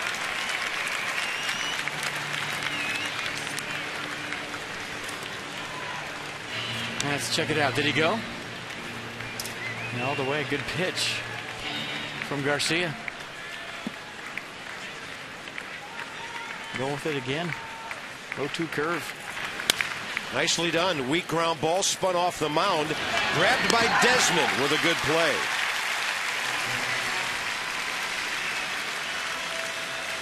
So 3 consecutive big league hitters stopped by Christian Garcia. Now he'll face the catcher Wellington Castillo, followed by Brett Jackson. Cubs will hop their bus up to Baltimore tonight and fly out of there to Pittsburgh, while the Nats will enjoy the last part of this homestand with the Marlins coming in. They're probably already in town. They beat the Brewers 6-2 this afternoon. Jacob Turner, Steven Strasburg tomorrow night. First pitch swinging, Castillo, right field. Jason Worth right behind Danny Espinosa. He'll make the catch and get rid of it in a hurry. 2 outs. So last home start for Strasburg tomorrow, correct? Looking that way. Get out here and cheer him on. He'd love to see this ballpark packed. There he is. Last home start tomorrow.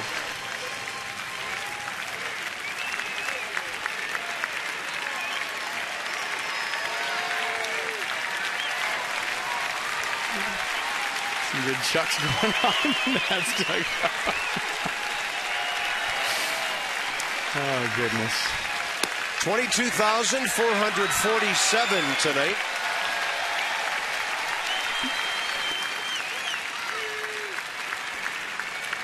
I need to get a replay of that. Brett Jackson, 2 strikeouts, a walk this evening. And Garcia fires one low and inside. 1 ball, 1 strike.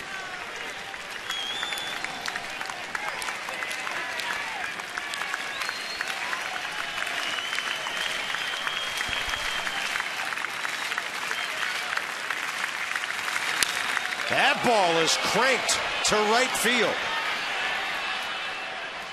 And up against this scoreboard, Worth making a go at it. Tripping, and now standing right there to be tagged out is Brett Jackson, and the game is over. He was going for third, he tripped, and he stopped, and the throw comes in right behind him. What a way to end the series. And for the Cubs, pretty much the way things have gone for them. They get a double, and it's the last out of the ball game. The Nats sweep 4. What a 4 days for the Nationals.